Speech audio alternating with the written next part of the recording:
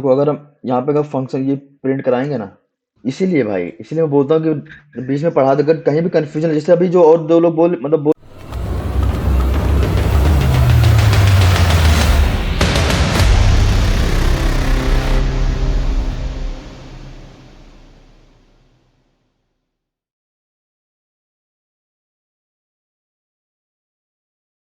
Start करते हैं। DOM manipulation से पहले हम थोड़ा फंक्शन के बारे में जानते हैं। क्यों क्या होता है कि डॉम मैनिपुलेशन में कुछ फंक्शन भी यूज होंगे, तो उससे पहले हम फंक्शन के बारे में जान लेते हैं। और कुछ वेरिएबल भी यूज होंगे। तो वेरिएबल तो तुम लोग पढ़ लिए होगे, निशान से पढ़ाए होंगे, लेट काउंट वेर से कैसे डिक्लेयर करते हैं चीजों को। अभिषेक लूपिंग वगैरह बता देना यार, पता नहीं पता है कि नहीं लोग। ठीक है ठीक है।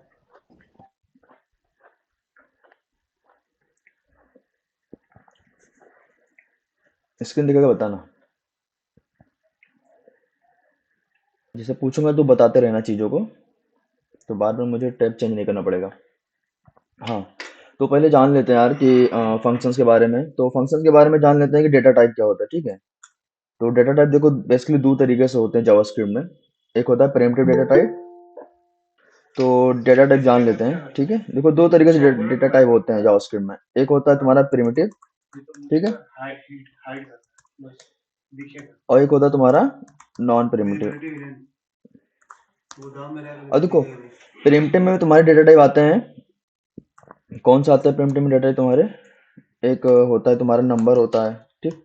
और नंबर के बाद तुम्हारा स्ट्रिंग आता है, नल आता है, अनडिफाइन आता है, ठीक है। और तुम्हारा एक सिंबल करके होता है। तो ये सब तुम्हारे आते हैं। और बूलियन होता है, ठीक। बोलिए, ये सब तुम्हारे आते हैं प्रिमिटिव डेटा टाइप में। और नॉन प्रिमिटिव में तुम्हारे क्या आते हैं? नॉन प्रिमिटिव में तुम्हारे आते हैं ऑब्जेक्ट और स्ट्रिंग, ठीक है। ऑब्जेक्ट, सॉरी, ऑब्जेक्ट और एरे, ठीक। ऑब्जेक्ट और ये तुम्हारे नॉन प्रिमिटिव में आते हैं। अच्छा एक बात बताओ, डेटा टाइप से तुम लोग फेमिलियर हो, किस तरीके से चीजें दिखती हैं डेटा टाइप? अगर अगर मैं तुमको बताता हूँ कि कॉन्स्ट एक्स इक्वल टू, ये कौन सा एक्स कौन सा डेटा टाइप है? टीचर टाइप है। हाँ, number number teacher. Yes yes, number type है, ठीक है। देखो नंबर होता है। स्ट्रिंग क्या रहता है? स्ट्रिंग तुम्हारा कॉट में हम उसको इनक्लोज कर देते हैं इस तरीके से, ठीक है। अगर हम नंबर भी लिखेंगे इसमें तो तुम्हारा स्ट्रिंग ही होगा, क्योंकि हम इसको इनक्लोज किए हैं कॉट में, ठीक है। समझ में आया? तो ये होता है स्ट्रिंग डेटा टाइप। हम कुछ भी नंबर लिखें तो स्ट्रिंग ही होगा। लेकिन अगर हम कुछ नंबर लिख रहे हैं और स्ट्रिंग में नहीं, वो कॉट में नहीं कर रहे हैं, तो ये नंबर ही डेटा टाइप होगा हमारा, ठीक है। और ये बताओ डेटा टाइप कौन सा होता है? ये कौन सा डेटा टाइप है? एक्स, स्ट्रिंग ही है। यस, ठीक है, ये स्ट्रिंग है, ठीक है। और अगर मैं बताऊं ये कौन सा डेटा टाइप है? बूलियन। यस, ठीक है। देखो बुलियन। यस यस, देखो बोलियन में दो डेटा टाइप आते हैं तुम्हारे, मतलब दो ही, एक ट्रू होता है एक फॉल्स होता है। या तो हाँ होगा या तो ना होगा, दैट्स इट, और कुछ नहीं होगा उसके आगे, ठीक है। और अगर, अच्छा तुम लोगों ने वो होस्टिंग वगैरह पढ़ ली है ना? ये सर बताया गया। ग्रेट ग्रेट, ठीक है। तो अगर जैसे अगर मैं यहाँ पे कंसोल करूंगा, अगर मैं कंसोल करता हूँ तो यहाँ पे, अनडिफाइन। यस, ठीक है। तो अनडिफाइंड किस किस वे में आता है, किस तरीके से? वो होता है एक अलग डेटा टाइप। नल का मतलब होता है ब्लैंक, ठीक है, मतलब ब्लैंक स्ट्रिंग, वो होता है तुम्हारा नल डेटा टाइप। और एरे, ये तुम्हारे एरे हो जाएगी जो इस तरीके से हम डिफाइन करते हैं, ठीक है। एरे हो गया। और अगर हम ऑब्जेक्ट करेंगे तो नेम, ठीक है। और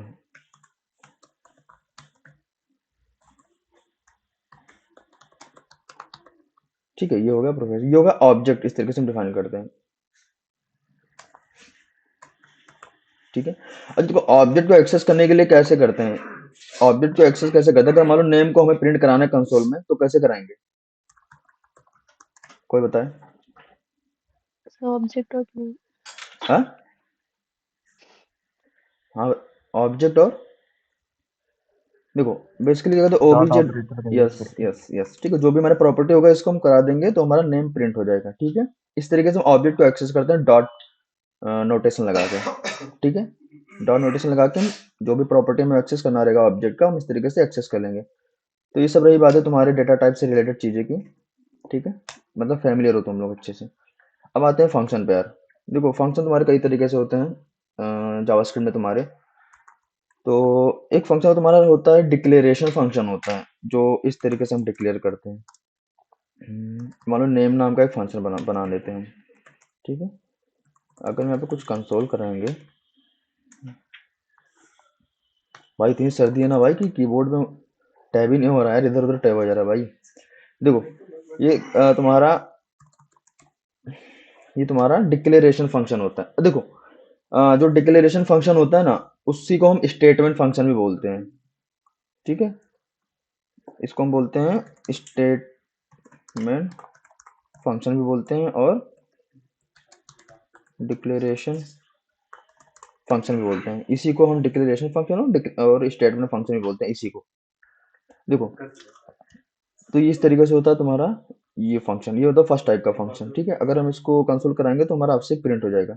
लेकिन अब बताओ, अगर जैसे मैं अगर बताओ कॉल, अच्छा एक बात बताओ मुझे कोई इसमें से कि हम कॉल क्यों कराते हैं फंक्शन को, और कॉल कहाँ कराते हैं?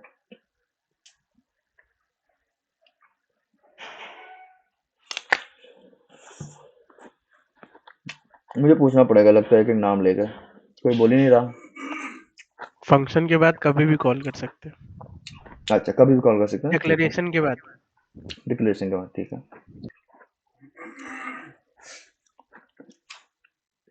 कॉल क्यों कराते हैं ये बताओ, कॉल ना कराए तो काम चलेगा मेरा?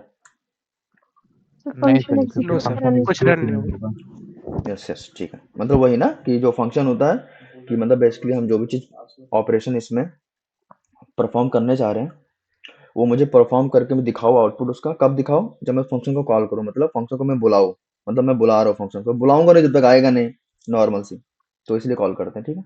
अच्छा एक बात बताओ, अब आउटपुट बताओ क्या आएगा?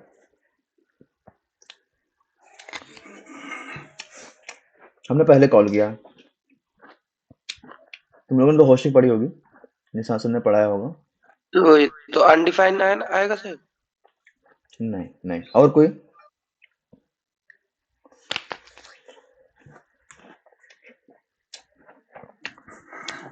अच्छा ठीक है,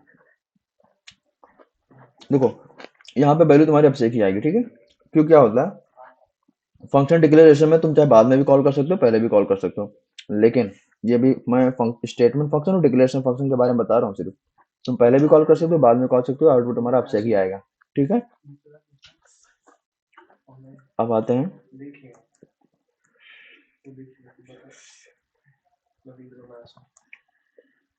ये समझ में आया? देखो होस्टिंग पे तुम लोग ज्यादा टाइम स्पेंड करना, ज्यादा से ज्यादा हो सके, होस्टिंग, स्कोपिंग, ठीक है, स्कोप चेनिंग, इस सब चीजों में बहुत ही ज्यादा तुम लोग टाइम स्पेंड करना, चीजों को बहुत ही ज्यादा एक्सप्लोर करना।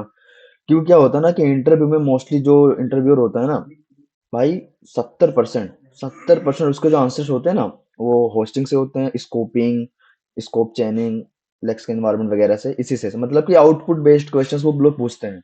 और जब तक होस्टिंग, स्कोपिंग वगैरह ये सब क्लियर नहीं रहेगा ना, कंफ्यूज हो जाते हैं सब लौंडे, कंफ्यूज हो जाते हैं भाई, नहीं बता पाते हैं। मेरे साथ भी हुआ ऐसा बहुत बार। ठीक है, ये हुआ। अब आते हैं हम एरो फंक्शन। एरो फंक्शन के बारे में सुना होगा, यूज भी करते होगे यार, प्रेफर भी करते हो तुम लोग, ठीक है। देखो इसको हम कैसे करते हैं, नेम नाम का फंक्शन बना लिए, ये होता है हमारा एरो फंक्शन का, एरो फंक्शन का सिंटेक्स होता है, ठीक है। कॉल कर देंगे यहाँ पे, एक एंगल ब्रैकेट ज्यादा लग गया। यस। भाई सर्दी देख रहे हो, भाई देख रहे हो क्या क्या टाइप हो जा रहा है।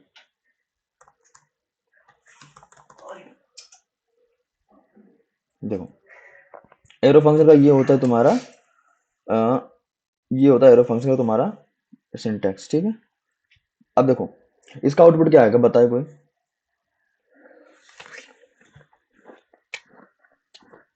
आपसे क्या आएगा? आपसे क्या आएगा, यस ठीक है। अब बताओ क्या आएगा? अनडिफाइंड। नहीं,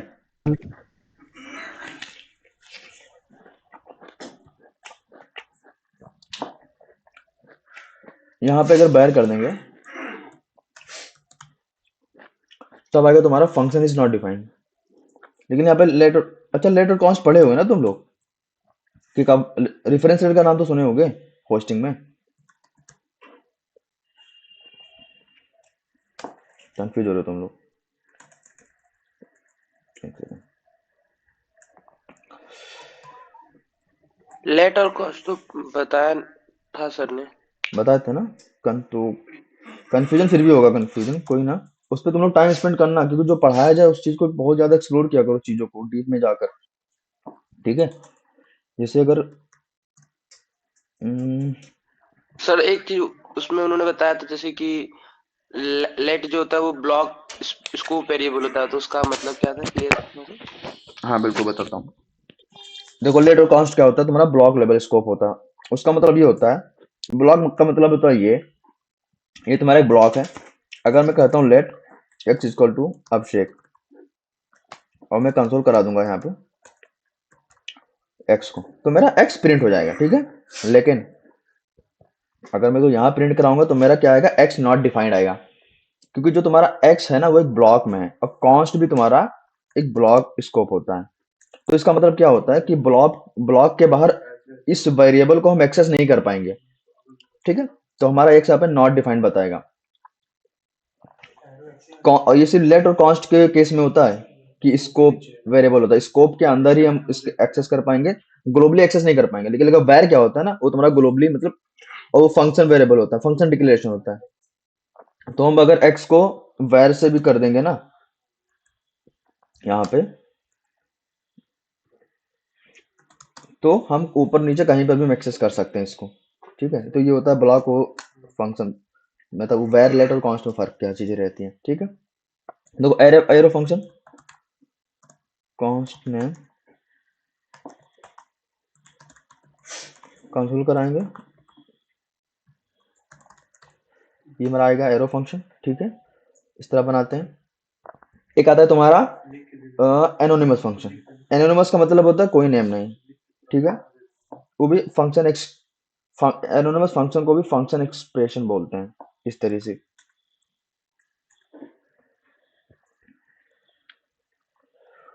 कैसे होता है वो, कॉन्स्ट नेम लग देते हैं, नेम फंक्शन का, ठीक है। यहाँ पर भी फंक्शन कीवर्ड यूज होता है, ठीक है। फंक्शन कीवर्ड यूज होता है तुम्हारा, और यहाँ पे नेम को कॉल कर देंगे, ठीक है। ये होता है तुम्हारा एनोनिमस फंक्शन। एनोनिमस का मतलब क्या, कि इस फंक्शन का कोई इसका नेम नहीं है। यहाँ पे देखो, यहाँ पे कोई नेम नहीं है, यहाँ पे फंक्शन का कोई नेम नहीं है ना, सिर्फ ओनली फंक्शन कीवर्ड का यूज किए हैं, तो ये हो जाएगा तुम्हारा एनोनिमस फंक्शन, ठीक है। और एक होता है तुम्हारा नेम फंक्शन, जिस फंक्शन का नेम रहता है वो भी फंक्शन एक्सप्रेशन की तरह ही डिक्लेयर होता है। कौन नेम,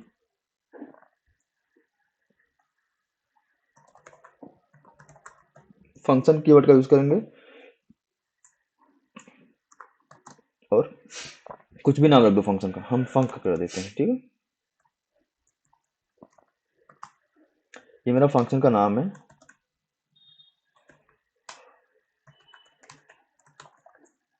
ठीक है। ये तुम्हारा एनोनिमस फंक्शन, ओ सॉरी नेम फंक्शन हो गया, जो कि यहाँ नेम है इसका। लेकिन अगर हम यहाँ नेम इसको यहाँ पे प्रिंट कराएंगे ना, तो क्या आएगा,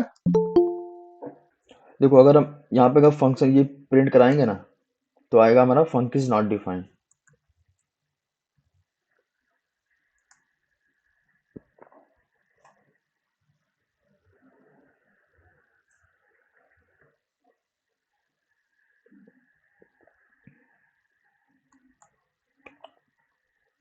सर्वर चला लेते हैं यार एक बार।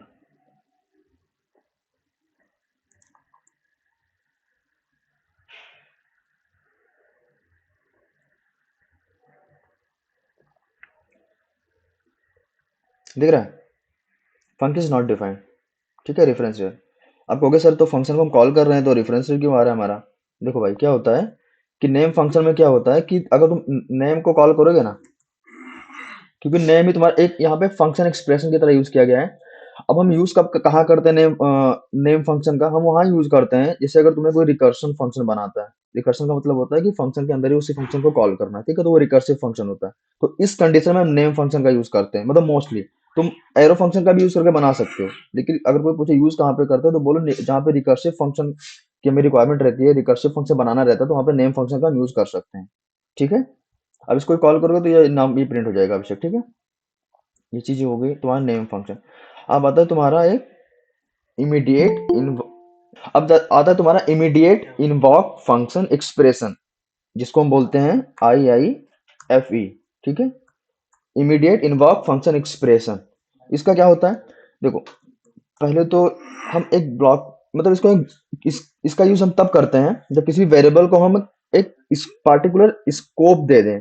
जैसे हम स्कोप दे दें, अब इसका हम क्या करते हैं, जैसे हम फंक्शन, अब देखो इसमें कुछ तो अलग है थोड़ी चीजें। देखो, हम जैसे ही फंक्शन को डिक्लेयर किए उसी तरीके से तुरंत हम कॉल कर दिए।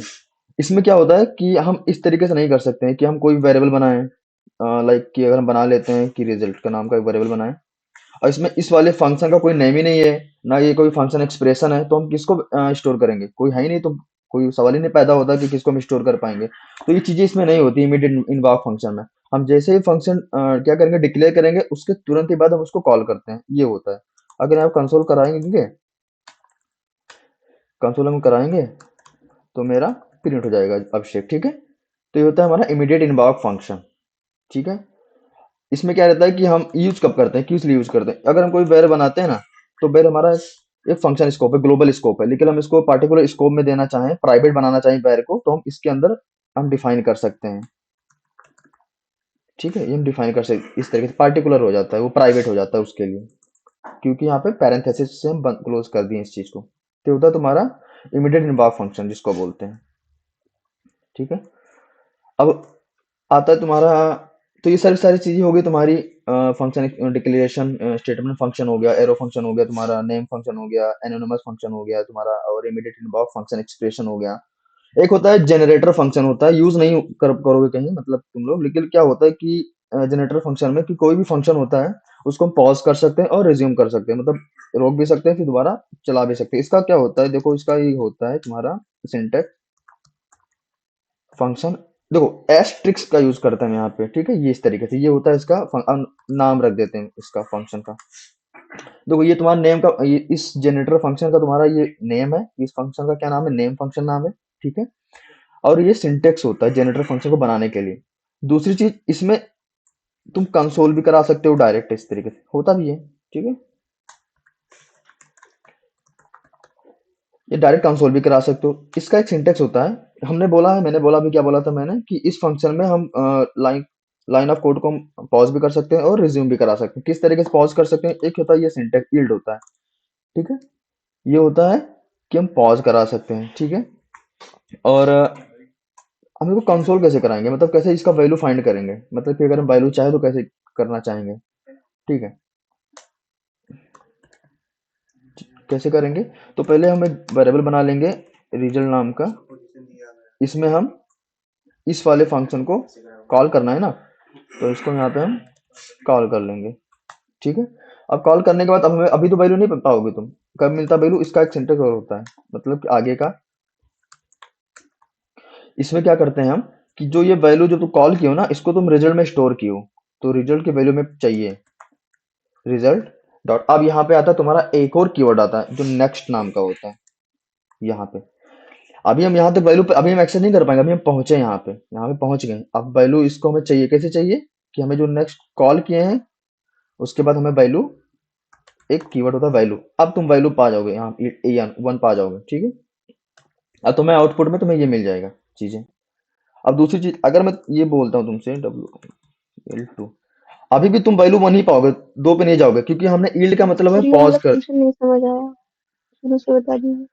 अच्छा फिर से समझाएं इसको, यस सर। ठीक है। देखो जनरेटर फंक्शन का मतलब होता है कि किसी भी जो फंक्शन होता है, लाइन ऑफ जो कोड रहता है, ठीक है, एग्जीक्यूशन ऑफ कोड होता है, उसको हम पॉज करने के लिए फिर रिज्यूम करने के लिए हम यूज कर सकते हैं उस चीज को, इस फंक्शन को यूज तब करते हैं, ठीक है। इतना समझ में आया? कि हम पॉज भी कर Yes, सकते हैं, फिर दोबारा हम उसको स्टार्ट भी कर सकते हैं, और उसी जगह से स्टार्ट करेंगे जहाँ पे हम पॉज किए थे। ये नहीं कि हम 4 लाइन पे आए हैं, देखो यहाँ लाइन नंबर 2 पे आ गए हैं, तो अगर हम यहाँ पे पॉज कर दिए हैं तो दोबारा अगर हम इसको चलाएंगे तो फिर से हमारा ऊपर से सर ये स्टार्ट होगा। पॉज करने का मतलब पॉज करने रोक का देना, रोक देना मतलब कि वो लाइन नंबर अगर मैं ये मीनिंग पता है। बताता हूँ 1 दिख रहा है, यस सर। ठीक है, yes, ठीक है।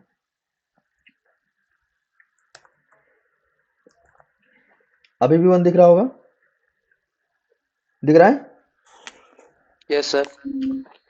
2 नहीं प्रिंट हुआ, मतलब हमने 1 पे पॉज कर दिया, लाइन नंबर 1 पे पॉज कर दिया, ठीक है।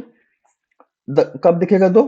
जब वहां पे आगे कंसोल कराएंगे इस चीज को, मतलब आगे बढ़ा दिए कि एक ये तो 1 तो प्रिंट हो गया इसके लिए, अब 2 प्रिंट होगा इस नंबर पे,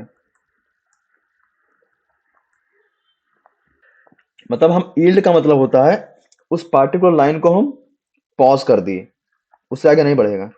हम जब उसके लिए पार्टिकुलर जब हम कॉल कराएंगे चीजों को, आउटपुट लेना चाहेंगे, तब हम उस पार्टिकुलर वैल्यू के लिए यहाँ पे जैसे हो रहा है, ठीक है, तब हम वैल्यू उस चीज को एक्सेस कर पाएंगे। यहाँ पे तो हम बस पॉज कर दिए, एक ही के लिए चला है बस यहाँ पे।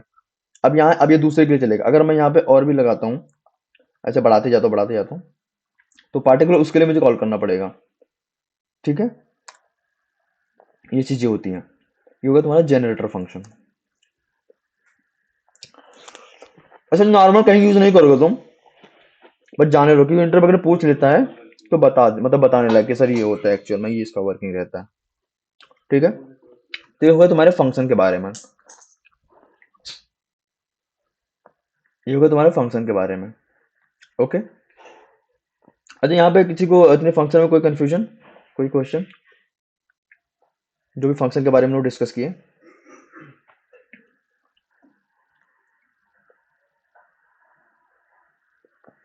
तो मैं पूछता हूँ।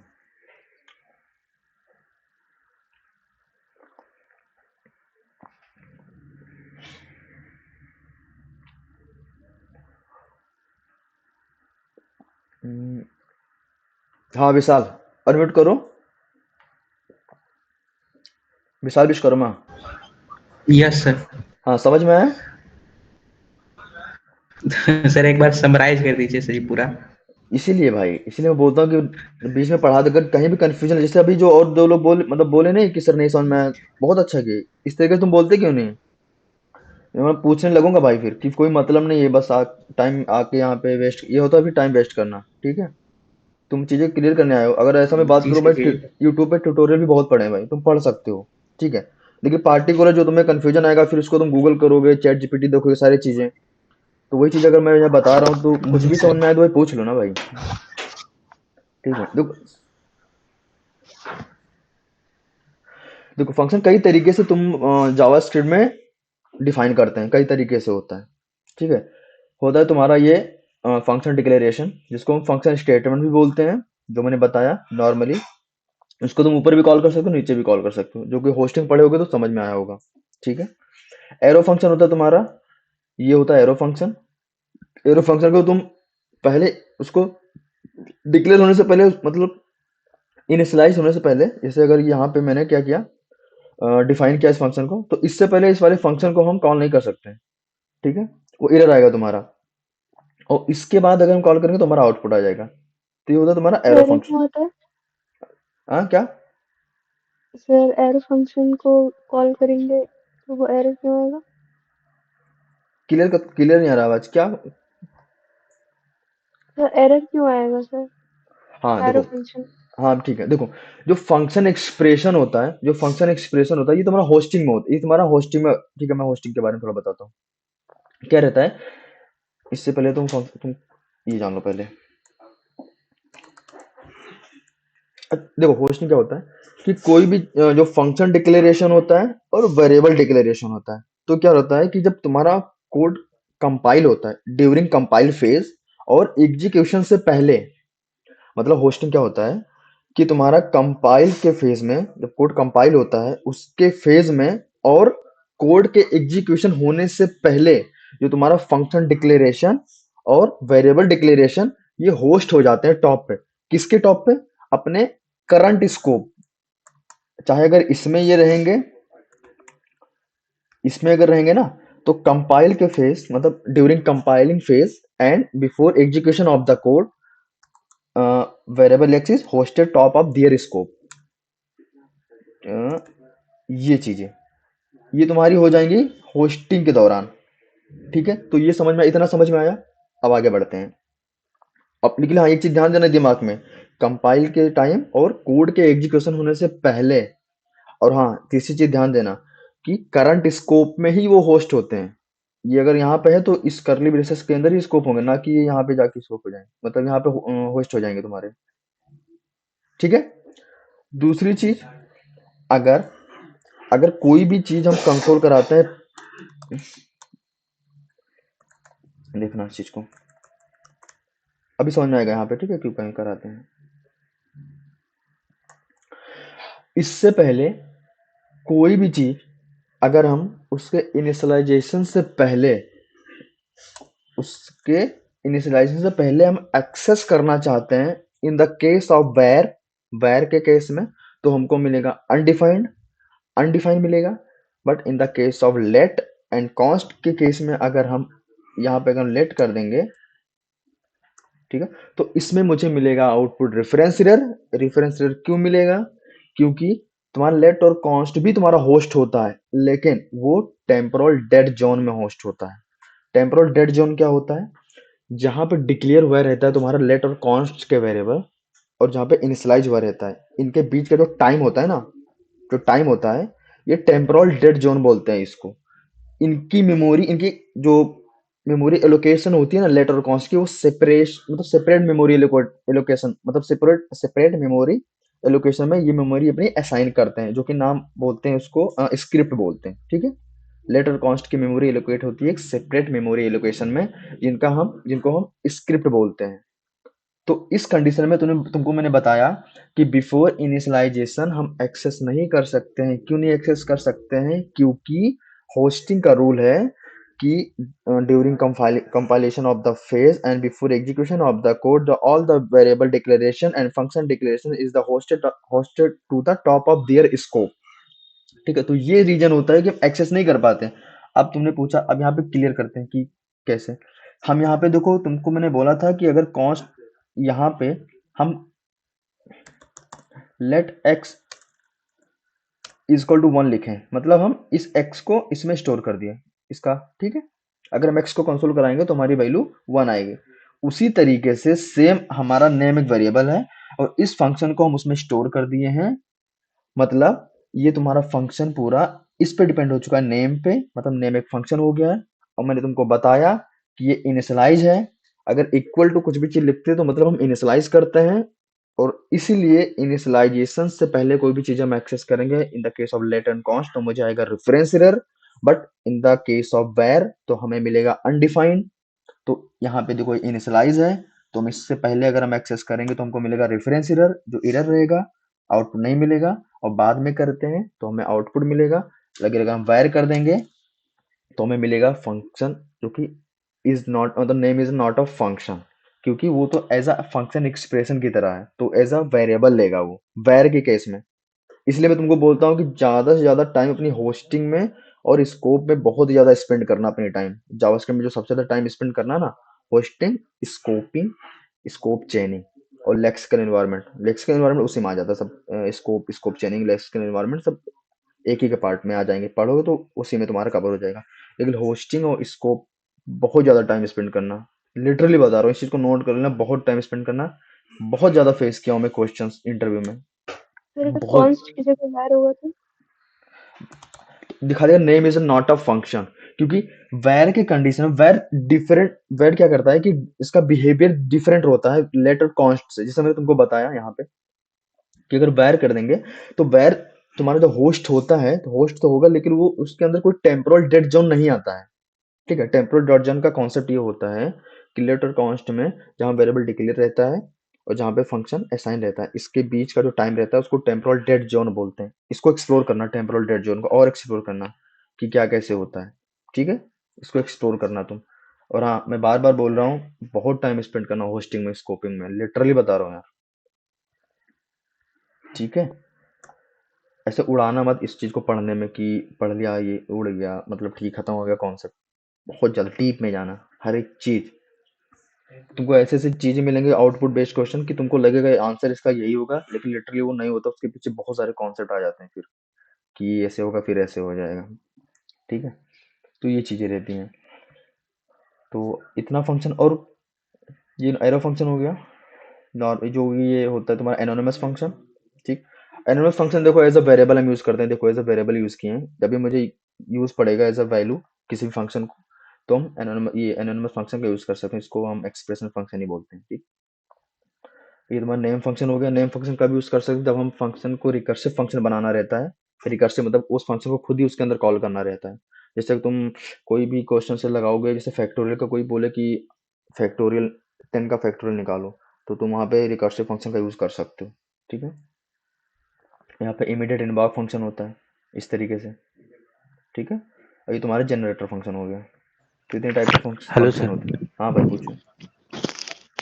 सर जैसे मान लीजिए सर इतने फंक्शन है तो हमें सर कैसे पता चलेगा प्रोजेक्ट में कि इसी फंक्शन यस का हम यूज कर सकते हैं? यस यस यस, ठीक है। देखो अपने फंक्शन में हम्म, तुम्हें ज़्यादा सोचने की नीड है नहीं। या तो तुम फंक्शन डिक्लेरेशन जो मैंने ये बताया, फंक्शन डिक्लेरेशन इसको यूज करो, चाहे तुम अपने ये एरो फंक्शन को यूज करो। दोनों में से कोई भी चूज कर सकते हो, यूज करो। कोई इतने में ये सब सोचने की नीड ही नहीं भाई। बस जानो कि होता क्या, इसको यूज करोगे नहीं तुम, लिटरली बता रहा हूँ, नहीं यूज करोगे, कहीं पर भी नहीं यूज करोगे। बस पता रहे कि हाँ ये फंक्शन होता क्या एक्चुअली में। देखो जैसे मैंने बताया कि फंक्शन को पॉज करना फिर रिज्यूम करना, वो होता है जनरेटर फंक्शन। तो तुम्हें यहाँ पे जनरेटर फंक्शन की नीड ही नहीं पड़ेगी, तुम्हें वहां पे फिर एसिंक फंक्शन आ जाएगा तुम्हें। तो आगे पढ़ोगे एडवांस में, एसिंक्रोनस फंक्शन जिसको बोलते हैं, ये भी एक तरीके। ठीक है, तो इसको सोचो ही मत कि कहाँ पे यूज करेंगे, बस जानो कि एक्चुअल में होता क्या। बाकी तुम यूज दो ही फंक्शन करोगे हमेशा। कुछ भी तुम्हें वेरिएबल बनाना रहेगा, वेरिएबल डिक्लेयर करना रहेगा, किसी भी चीज को किसी भी नाम पे स्टोर करना रहेगा, तो तुम फंक्शन एरो फंक्शन या फंक्शन डिक्लेरेशन दो ही तुम यूज करो। तुम्हारे ऊपर डिपेंड करता है, तुम एरो फंक्शन करो, क्योंकि ES6 में जो हमारा इंट्रोड्यूस हुआ एरो फंक्शन। ठीक है, जो जावास्क्रिप्ट न्यू वर्जन है, वो ES6 से पहले तुम्हारा ये फंक्शन डिक्लेरेशन था, पहले यूज करता था, लेकिन फिर ES6 में ये तुम्हारा आया। ठीक है भाई, तो इसमें कंफ्यूजन नहीं हो कि कौन सा क्या यूज करना। तुम यही बस एरो फंक्शन या फंक्शन डिक्लेरेशन दो में से कोई भी यूज करो तुम। ठीक है, लेकिन मैं तो कहूँगा एरो फंक्शन चूज करो। कॉन्साइज वे रहता है, सिंटेक्स उसका कॉन्साइज रहता है। ठीक है, तुम्हें फंक्शन बार बार कीवर्ड लिखना नहीं पड़ेगा, वेरिएबल बनाओ। ठीक है, उस तरीके से यूज करो तुम, ये रहता है तुम्हारा। और कोई डाउट भाई? No sir. ठीक है भाई, तो ये फंक्शन सारे समझ में आया सबको? और कोई विशाल तुमको समझ में आया? तुम बता रहे थे समराइज करने के लिए, विशाल। सर ये नेटवर्क चला गया था, फिर अभी क्लास बंद हो गई थी मेरी हाँ तो ये जब आप समझ में आया। समराइज कर रहे थे। अच्छा देखो, क्या सर? देखो जावास्क्रिप्ट में या रिएक्ट जब भी पढ़ोगे, तुम्हें फंक्शन बनाना होगा, या सर। फंक्शन डिक्लेरेशन से बनाओ, या एरो फंक्शन से बनाओ। ज़्यादा मत जी सोचो सर। सब फंक्शन के बारे में, बस जानते रहो कि एक्चुअल में होता क्या है फंक्शन। कि कभी अगर इंटरव्यू में पूछे जी तो बता सको। वो इंटरव्यू भी तुमसे कुछ कोड नहीं करवाएगा कि जनरेटर का एक कोई तुम प्रोग्राम बनाओ, कुछ नहीं, बस बता दो उनको बस, और कुछ नहीं। ठीक है, बाकी तुम अगर कोई वो जी कोड, सर। तुम्हें कोई कोड देता है कि ये प्रॉब्लम सॉल्विंग है, एक एरे है, एरे से ये करके दिखाओ, ये करके दिखाओ, तो तुम नॉर्मल अपना एरो फंक्शन यूज करो, चाहे फंक्शन डिक्लेरेशन यूज करो। ठीक है, जी सर। हाँ, तो एरो फंक्शन और फंक्शन डिक्लेरेशन ही यूज करो अपने प्रोजेक्ट में जब भी तुम यूज करो। ठीक, और फंक्शन में किसी को कुछ कंफ्यूजन? सर इमीडिएट फंक्शन को एक बार फिर से बता दीजिए थोड़ा सा। हाँ ओके, देखो इमीडिएट फंक्शन क्या होगा। इमीडिएट का मतलब होता है इमीडिएट, जो पहले नेम में ही हमारा पता चल जा रहा है क्या मतलब हुआ। इमीडिएट का मतलब तुरंत ही। इमीडिएट इन्वॉक, इन्वॉक का मतलब, इमीडिएट का मतलब तुरंत, इन्वॉक का मतलब कि तुरंत इन्वॉक करो उस फंक्शन एक्सप्रेशन को, तुरंत इन्वॉक करो मतलब तुरंत कॉल करो, जो कि हम कर भी रहे हैं यहाँ पे। ठीक है, तो इसमें क्या रहता है कि पार्टिकुलर, देखो जो नॉर्मल पहले,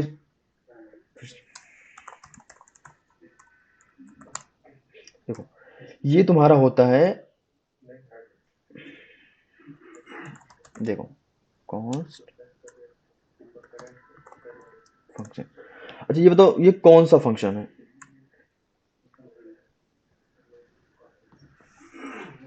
ये होगा सर तुम्हारा एनोनिमस सर। यस यस ठीक है, एनोनिमस फंक्शन है। ठीक है, अब देखो एनोनिमस फंक्शन में तो नॉर्मली हम क्या करेंगे कि फंक को हम ऐसे कॉल कर लेंगे, हमारा जो भी आउटपुट रहेगा इसके अंदर जो स्टेटमेंट रहेगा हमको आउटपुट मिल जाएगा। बट अब आता है हमारा इमीडिएट इन्वॉक फंक्शन, तो ऐसा नहीं होता, तो हम पहले नॉर्मल फंक्शन की तरह से बना लेंगे। ठीक है, अब बारी आई कि इमीडिएट इन्वॉक करना है, तो इमीडिएट इन्वॉक तुम डायरेक्ट ऐसा नहीं कि ये कर दिए फिर डायरेक्ट इस लाइन में ऐसे कर दिए ना, ऐसे नहीं होगा। ठीक है, तुम्हारा यहाँ पे तुमको तुमको मैंने क्या बताया था, ये मैंने बताया था कि इमीडिएट इनबॉक्स फंक्शन कब यूज करते हैं, जब पार्टिकुलर किसी भी वेरिएबल को हमें प्राइवेट बनाना हो। प्राइवेट बनाना हो कि मतलब कि क्या देखो, लेट और कॉन्स्ट तुम्हारा ब्लॉक होता है जो कि ऑलरेडी से प्री डिफाइंड है कि वो ब्लॉक है। बट बायर तुम्हारा ब्लॉक स्कोप नहीं होता है, वो तुम्हारा ग्लोबल स्कोप होता है जिसको हम फंक्शन स्कोप भी बोलते हैं, मतलब वो ग्लोबली कहीं पर भी एक्सेस कर सकते हैं वायर को। बट लेट और कॉन्स्ट को हम वेरिएबल ग्लोबल स्कोप नहीं होता, उसको हम उस ब्लॉक के अंदर ही डिफाइन करेंगे, जिस भी ब्लॉक के अंदर उस ब्लॉक के अंदर ही हम उसको एक्सेस कर पाएंगे। ब्लॉक का मतलब ये समझना तुम लोग, कर्ली ब्रेसेस अगर हम इफ कंडीशन या फिर स्विच केस कंडीशन के अंदर कुछ भी लिखेंगे ना कर्ली ब्रेसेस लगा के, तो वो ब्लॉक होता है, उसी के अंदर एक्सेस कर पाएंगे, बाहर एक्सेस नहीं कर पाएंगे। दूसरी चीज दूसरी चीज, अब हम फंक्शन यूज क्यों करते हैं, ये इसलिए यूज करते हैं कि वैर तो मेरा ग्लोबली रहता है, लेकिन उसको प्राइवेट बनाने के लिए कि पार्टिकुलर वो इसी में रहे। वैर एक्स इक्वल टू अब से, तो ये प्राइवेट है। ठीक है, तो ये ग्लोबली होता है यहाँ पे वेर एक्स इक्वल टू अभी, अभी तुम्हारे ग्लोबली है लेकिन ये ग्लोबली नहीं है तुम्हारा, ये तुम्हारा प्राइवेट हो चुका है इसके अंदर। अब बात आती है कि इसको हम कॉल कैसे करें। अगर हम कॉल भी करेंगे एक्स को, ये ऐसे हम तुरंत कॉल कर लेंगे। ठीक है, उस कॉल करने का मतलब ये हुआ कि यहाँ पे ना तुम्हारा कोई नेम है फंक्शन का, ना कोई फंक्शन का तुम्हारा वेरिएबल है या एक्सप्रेशन है जैसे यहाँ पे। ठीक है, तो दोनों चीज नहीं है, तो सवाल आती ही नहीं है कि हम यहाँ पे किसके नेम से हम कॉल करें, ऐसे तो कुछ कॉल कर नहीं सकते हैं। ठीक है, ना हम किसी वेरिएबल में उसको हम स्टोर भी नहीं कर सकते हैं इस तरीके से, किसको स्टोर करेंगे, कुछ है भी तो नहीं ना। अब हम फंक्शन कीवर्ड को तो स्टोर नहीं कर सकते भाई। ठीक है, कुछ है ही नहीं, ना एक्सप्रेशन है ना फंक्शन नेम है, तो बात आई फिर कॉल कैसे करें इसको, हम कुछ है नहीं मेरे पास। तो इसीलिए इसका नाम रखा गया इमीडिएट इनबॉक्स, कि तुरंत ही बाद उसको कॉल कर दो, कि तुमको कोई नीड नहीं है कि उसको किसी भी वेरिएबल में स्टोर करो फिर उसको कॉल करो, उसके नेम से कॉल करो, कुछ है ही नहीं, कैसे कॉल करो, इसलिए होता है इमीडिएट की तुरंत ही कॉल कर दो वो कॉल हो जाएगा। अब इसका आउटपुट तुम्हारा अब से आ जाएगा। ठीक है, तो ये उधर सर होता है हाँ। सर वो जो कमेंट किए हैं उसको IIFA उसका सर वहीं पे उसका फुल नेम भी लिख दीजिए, स्क्रीनशॉट ले लेंगे।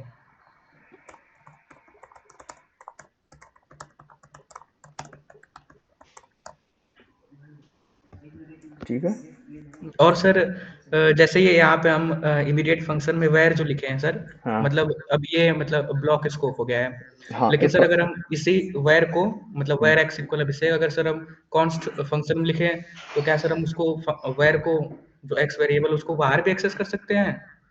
वैर से कर लोगे, कॉन्स्ट लेट से नहीं कर पाओगे। अगर हम कंडीशन लगा देंगे जैसे यहाँ पे इफ एच ग्रेटर देन 10, अब ये तुम्हारा ब्लॉक है, अब नहीं एक्सेस कर पाओगे।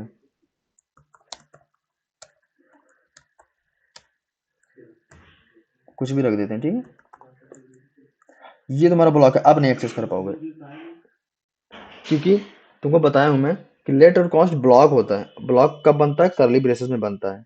लेकिन वैर तुम्हारा फंक्शन होता है, फंक्शन स्कोप और ग्लोबल स्कोप, यानी कि फंक्शन में उसको डिक्लेयर करेंगे तुम उसको ग्लोबली एक्सेस कर सकते हो उस चीज को, बट लेट को नहीं कर सकते हो, लेट और कॉन्स्ट को नहीं कर सकते हो।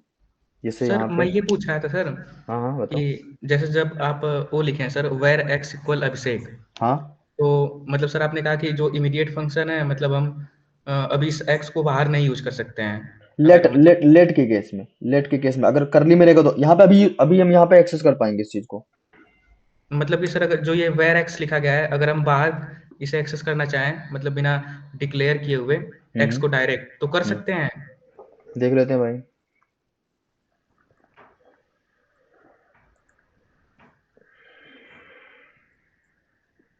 देख लो,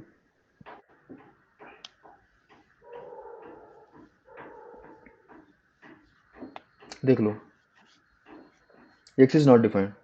अब देखो एक्स, देखो दो चीज, एक होता है एक्स अनडिफाइंड, एक होता है एक्स इज नॉट डिफाइंड।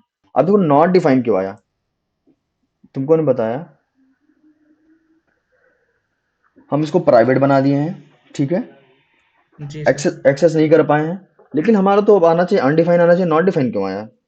क्योंकि एक्स है तो नॉट अनडिफाइंड आना चाहिए। जैसे अगर मैं तुम बहुत लोगों ने बताया स्टार्टिंग में कि सर अनडिफाइंड आएगा, यहाँ पे नॉट डिफाइंड क्यों आया? कोई बता सकता है कि नॉट डिफाइंड क्यों आया? पहले रुको, नॉट डिफाइंड रुको, ये समझ में आया कि क्यों नहीं एक्सेस हुआ सारी चीजें, क्योंकि प्राइवेट है ये चीजें। जी सर। अब बताओ, कोई बताए कि नॉट डिफाइंड क्यों आया, अनडिफाइंड क्यों नहीं आया, और कुछ आउटपुट क्यों नहीं आया? पूछता हूँ मैं, सर बताओ। वहाँ पे जो है कंसोल डॉट लॉग एक्स जो लिखे थे आप, हाँ उसको सर आप डिफाइन ही नहीं किए हैं कि मतलब कौन सा है उसका वो, मतलब सर लेट एक्स या फिर वायर या फिर कुछ उसको डिफाइन नहीं किया गया है। हाँ, सही जो जा रहे हो, पहले सही क्योंकि 26 सही। मतलब जो 26 लाइन सर उस पे वो हाँ, एक्सेस कर रहा है, लेकिन उसके 26 के ऊपर सर कुछ डिफाइन ही नहीं किया गया है एक्स क्या है, वेरी गुड, सही जा रहे हो, सही इसलिए जा रहे नॉट डिफाइंड दे रहे हैं। हो, ये नहीं सही तो जा सर रहे अगर हो। हम लेट एक्स या वायर एक्स लिखते तब वो अनडिफाइंड देता, अगर मतलब हम एक्स में कुछ असाइन नहीं किए रहते यस तो। यस, हाँ सही जा रहे हो, थोड़ा सा एक वर्ड और है, उसको भी अगर बोल दो तो फिर मजा आ जाए। हाँ, आपसे रेज हैंड किए थे, बताओ आपसे। सर मेरे हिसाब से सर जो वेरिएबल सर डिक्लेयर हुआ सर एक्सेस नहीं हो पा रहा है आउटसाइड सर फंक्शन के, सो इसलिए सर नॉट डिफाइन आ रहा है। हाँ, एक्सेस नहीं कर पा रहा है तभी तो मतलब वो कुछ एरर आ रहा है, हमारा नहीं आ रहा है, लेकिन वो हम्म अनडिफाइन हम्म आना चाहिए, और या फिर कुछ और आना चाहिए। नॉट डिफाइंड, अच्छा अनडिफाइंड और नॉट डिफाइंड में फर्क पता है, या फिर सेम होते हैं या डिफरेंट होते हैं? अच्छा बताओ। सर दोनों अलग अलग चीजें होती हैं। हाँ ठीक है ठीक है, क्या सर जैसे मैंने वेरिएबल वेरिएबल सर मैंने ले लिया पर उसके वैल्यू असाइन नहीं किया, तो सर मेरा जो कंसोल में प्रिंट होगा सर अनडिफाइंड प्रिंट होगा। Very good. और और जो हाँ जो नॉट डिफाइंड है सर, जैसे कि हम लोग फंक्शन में सर लेट डिक्लेयर कर दिया और अगर बाहर प्रिंट प्रिंट करा रहे हैं तो फिर नॉट डिफाइंड प्रिंट होगा। हाँ, रीजन, बस वही रीजन मुझे बता दो जो मैं सुनना चाह रहा हूँ, अगर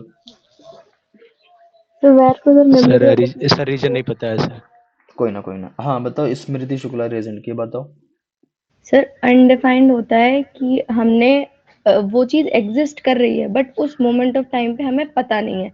और नॉट डिफाइंड होता है जब नॉट डिफाइंड एरर आती है कि मतलब वो चीज एग्जिस्ट ही नहीं कर रही है, हम फिर भी एग्जैक्टली, उसको कॉल कर रहे हैं। एग्जैक्टली यही इसका आंसर, परफेक्ट आंसर, कि वो एग्जिस्ट ही नहीं कर रही है उस करंट स्कोप में जहां पे हम उसको एक्सेस करना चाह रहे हैं।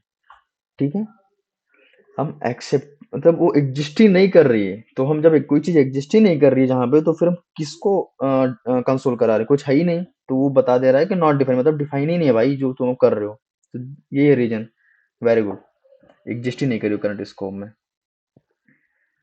ठीक है, तो इसका मतलब यहाँ पे इसलिए है यहाँ पे, और ये प्राइवेट है इसलिए एक्सेस नहीं कर पा रहे, तो इससे कुछ लेना देना नहीं इसका, इसकी वजह से इससे इसका लेना देना नहीं है इससे कुछ, इसलिए आ गया तुम्हारा सर नॉट डिफाइन। हाँ भाई।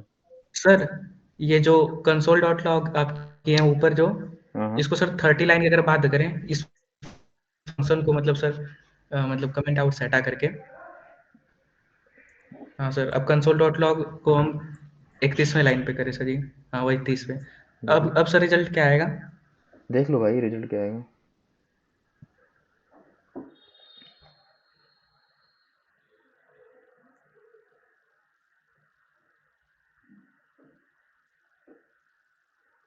उस चीज को बार बार क्यों भूल रहे हो, इस चीज को, कि इससे कोई लेना देना नहीं है इसका, इस चीज को मत भूलो ना बार बार।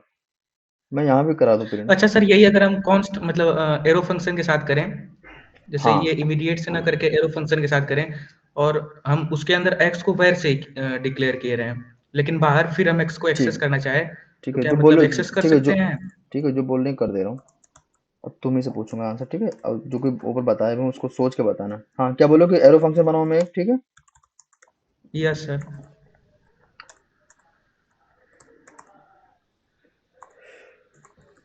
कंसोल यहाँ कराओ ना। उसमें सर वैर एक्स इक्वल अभिषेक करके फिर कंसोल डॉट लॉग एक्स करना है वेर बाहर एक्स, जबकि सर जी उसके। वेर एक्स इक्वल टू अभिषेक, हाँ? सर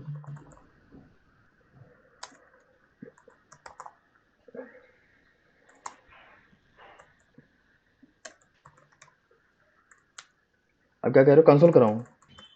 सर नेम को कॉल नहीं करना है हमें। तो कॉल नहीं करोगे भाई तो फिर हमें सर बस console.log x करना है। तो भाई फंक्शन के अंदर है तो बिना कॉल किए उसका आउटपुट कैसे मिलेगा तुमको? वही सर देखना है मतलब क्या दे रहा है console.log x करने पे। अच्छा देखना है तुमको, ये बोल रहे हो ना? Yes sir.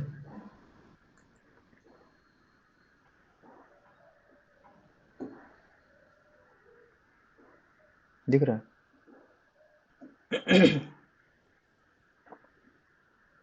दिख मतलब कि सर हर एक फंक्शन में भले ही क्यों ना वो ग्लोबली स्कोप रहे मतलब वह फिर भी एक्सेस नहीं कर सकते हैं बाहर बाहर से, अगर फंक्शन के ब्लॉक से बाहर निकल के करना चाहे तो।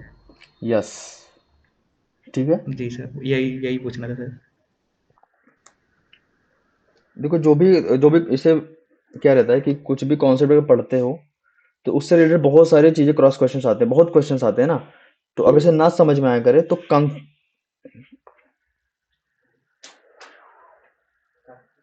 हाँ भाई बताओ। सर तो फिर फायदा क्या हुआ वैर देने का और कॉन्स्ट या लेट लेने का? कहाँ पे अगर कहाँ पे? जैसे उसको कॉन्स्ट और लेट में फिर या सर वैर और लेट में फिर डिफरेंस क्या हो गया? क्योंकि वो भी तो फिर ग्लोबली को बाहर कॉल नहीं कर सकते हैं और सेम वही कॉन्स्ट के केस में भी आ रहा था। मतलब थोड़ा फिर से बोलना, समझ नहीं आया क्या मतलब बोल रहे हो तुम, थोड़ा फिर से क्लियर करना।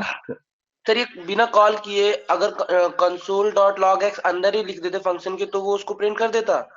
तो प्रिंट नहीं, कैसे प्रिंट करता हमें तो, क्योंकि ये अब फंक्शन के पार्ट में आ गया है ना, अभी तो ये फंक्शन के पार्ट में नहीं है कंसोल, अभी तो इसका कुछ लेना देना नहीं है फंक्शन से ना, तो इसलिए आ रहा है तुम्हारा जो भी आउटपुट आ रहा है नॉट डिफाइंड, ठीक है। लेकिन अगर हम फंक्शन के अंदर कर देंगे तो ये एक फंक्शन का पार्ट हो गया तुम्हारा यहाँ पे, तो अब तब आएगा तुम्हारा जब इस फंक्शन को कॉल करो, क्योंकि ये फंक्शन का पार्ट हो गया है यहाँ पे। सर एक चीज और पूछना था कि जो वैर एक्स लिया हमने तो इसको अगर कहीं और पे अब एक्स नाम का वेरिएबल डिक्लेयर नहीं कर सकते अब? बिल्कुल कर सकते हो। एक चीज वायर तुम्हारा जो होता है वो रीडिक्लेयर भी कर सकते हैं, रीअसाइन भी कर सकते हैं। कॉन्स्ट में तुम ना रीडिक्लेयर कर सकते हो ना रीअसाइन कर सकते हो, बट लेट में क्या होता है तुम रीअसाइन कर सकते हो बट रीडिक्लेयर नहीं कर सकते हो। फिर से सुनना, वायर में तुम रीडिक्लेयर और रीअसाइन दोनों कर सकते हो, कॉन्स्ट में तुम ना रीडिक्लेयर कर सकते हो ना रीअसाइन कर सकते हो। कॉन्स्ट का मतलब कांस्टेंट है, वो कांस्टेंट है वो जो है, अब उसको ना तुम बदल सकते हो, ना डिक्लेयर कर सकते हो ना रीअसाइन। लेट में तुम रीडिक्लेयर नहीं कर सकते हो, सिर्फ रीअसाइन कर सकते हो। इसलिए मैं बोलता हूँ कि बहुत टाइम स्पेंड करो होस्टिंग में और स्कोप चेनिंग में, बहुत ज्यादा टाइम स्पेंड करो। बहुत कंफ्यूजिंग टॉपिक है, बहुत ज्यादा स्पेंड करो जितना ज्यादा हो सके। सर हम्म। सर उनका डाउट सर मुझे अब भी है कि जैसे सर उन्होंने जो पूछा था कि मतलब वेयर जो है सर बताया जाता है कि ग्लोबली स्कोप है, हाँ। मतलब कि लेकिन लेट और कॉन्स्ट नहीं है। हम्म। तो सर मान लीजिए अगर हम यहाँ पे वेयर को एक्स को वेयर से कर दिए डिक्लेयर, तो ये तो ग्लोबल हो जाना चाहिए ना सर, कि हम बाहर क्या करें या फिर अंदर करें, कहीं भी एक्सेस करें हमको दिखना चाहिए इसका आंसर। मतलब लेकिन सर मतलब सर जैसे कि वेयर लेट ग्लोबल होता है। हाँ वेर ग्लोबल होता है। ग्लोबल और फंक्शन दोनों होता है ना, हाँ, ग्लोबली एंड फंक्शनली। ग्लोबली और फंक्शनली दोनों होता है वेर, लेकिन लेट कॉन्स्ट तुम्हारा ब्लॉक होता है सिर्फ। अच्छा एक अच्छा, सेकंड। फंक्शनली का मतलब सर जो मतलब ग्लोबली और फंक फंक्शनली का मतलब। ग्लोबली का फंक्शनली का मतलब होता है फंक्शन में भी, मतलब फंक्शन के अंदर भी डिफाइन करोगे तो भी बाहर तुम एक्सेस कर पाओगे, लेकिन वही वही सर, लेकिन इसमें तो सर नहीं कर पा रहे थे हम लोग, जैसे कि कॉन्स्ट में हम जब उसको वेर को कर दिए तो फिर वो नॉट डिफाइंड ही दिखा रहा है कि एक्स नॉट डिफाइंड है। अरे भाई कॉल किए हो, कॉल करने से पहले अगर यहाँ पे एक सेकंड, कंसोल डॉट लॉग अभिषेक, ठीक है कर दिए। ये तुम बता रहे थे कि हम नहीं कर पा रहे ना? हाँ सर। एक सर सेकंड, यहाँ अभिषेक नहीं सर, एक्स रहेगा। हाँ सॉरी, एक सेकंड। आप बताओ क्यों नहीं, देखो सुनो क्यों नहीं कर पा रहे हैं। बेसिकली तुम लाइन नंबर 32 से लाइन नंबर 35 तक ये इसका अलग वैल्यू है, अभी अभी इससे कुछ लेना देना नहीं है, इसका लेना देना क्यों नहीं है, क्योंकि भाई तुम जब फंक्शन को कॉल ही नहीं कर रहे हो, अगर हम यहाँ पे कॉल करेंगे ना नेम को, अब यहाँ पे देखना, हम कर रहे हैं कॉल यहाँ पे, लेकिन फंक्शन का जो एग्जिस्टेंस है ना, वो लाइन नंबर 32 से 36 तक ही है। उसके बाद इससे कोई लेना देना नहीं है। एग्जिस्टेंस तब आएगा जब हम इसको इससे पहले करेंगे, तब तुम्हारी वैल्यू ये आ जाएगी। अब ये क्या है कि लाइन नंबर 32 से 37 तक तुम्हारा ये फंक्शन का एग्जिस्टेंस है। अब उसके अंदर जो भी चीज आएगी वो तुम्हारा एग्जिस्ट करेगा फंक्शन के अंदर, जो कि कंसोल हम इस कॉल होने से पहले हम करा रहे हैं, मतलब अब हमारी वैल्यू आएगी। लेकिन अगर हम यहाँ बाहर करा देंगे ना, तो ये चीजें हमारी अब अलग तरीके से काम करेंगे, मतलब कि अब इसका कंसोल नीचे वाले से कोई लेना देना नहीं है। अगर ऐसा ना होता ना भाई, तो तुम नीचे कोई भी फंक्शन यहाँ डिक्लेयर करते जाते, कुछ भी लिखते जाते, ए बी कुछ भी एनीथिंग कुछ भी लिखते जाते ना, और हम बताते कि वेर तुम्हारा फंक्शन स्कोप है, तो नीचे जो हम सारा कोड लिख रहे हैं ना, तो ये सारी चीजें इस सारी चीज से रिलेट हो जाती फिर। तो रिलेट तब होंगी जब ये इसके अंदर आएगा। अभी देखो, अभी अंदर नहीं है फंक्शन की कंसोल, अब अंदर है। अभी अंदर सर नहीं अब है, प्रिंट अब करने अंदर। पे अब देगा? अब प्रिंट करोगे तो देगा तुम्हें। ओके ओके ओके, ठीक है। देखो, हम बाहर से इस कंडीशन में देगा, इस कंडीशन, अब देगा तुम्हारा, अभी इस कंडीशन में देगा तुम्हारा।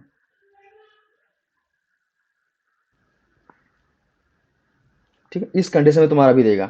देखो, क्योंकि कोई भी चीजें जी हम सर, जी सर। कि कोई चीज अंदर से बाहर हम एक्सेस नहीं कर पाएंगे, बाहर से अंदर एक्सेस कर पाएंगे। ठीक है, हाँ हाँ, सही सही ठीक, है, अब ये सही। देगा। ठीक है, बाहर हम एक्सेस नहीं कर पाएंगे ये चीज, मतलब कि इस चीज को, लेकिन बाहर वाली चीज को ठीक अंदर सर। एक्सेस कर पाएंगे। ठीक है, मतलब सर हम बाहर से उसको एक्स को डिक्लेयर करेंगे वैर, और यस उसको हम चाहे जिस भी फंक्शन में करना चाहे कर यस, सकते हैं। हाँ। अब ये चीजें ठीक सर, बाहर ठीक। तुम, लेकिन ये तुम्हारा कॉल के अंदर होना चाहिए, कॉल के बाहर आएगा तो नहीं हो पाएगा। अब ये तुम एक्सेस कर पाओगे, लेकिन बाहर नहीं कर सकते हो।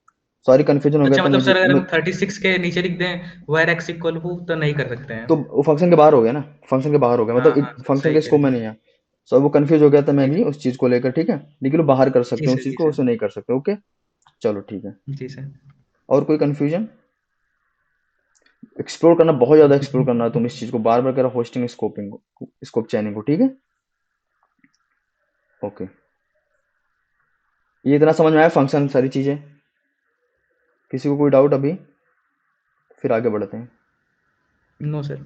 अच्छा, differential no sir. Undefined, differential undefined, not defined, इसमें समझ में आया मतलब कि क्या फर्क होता है, क्यों कब आता है?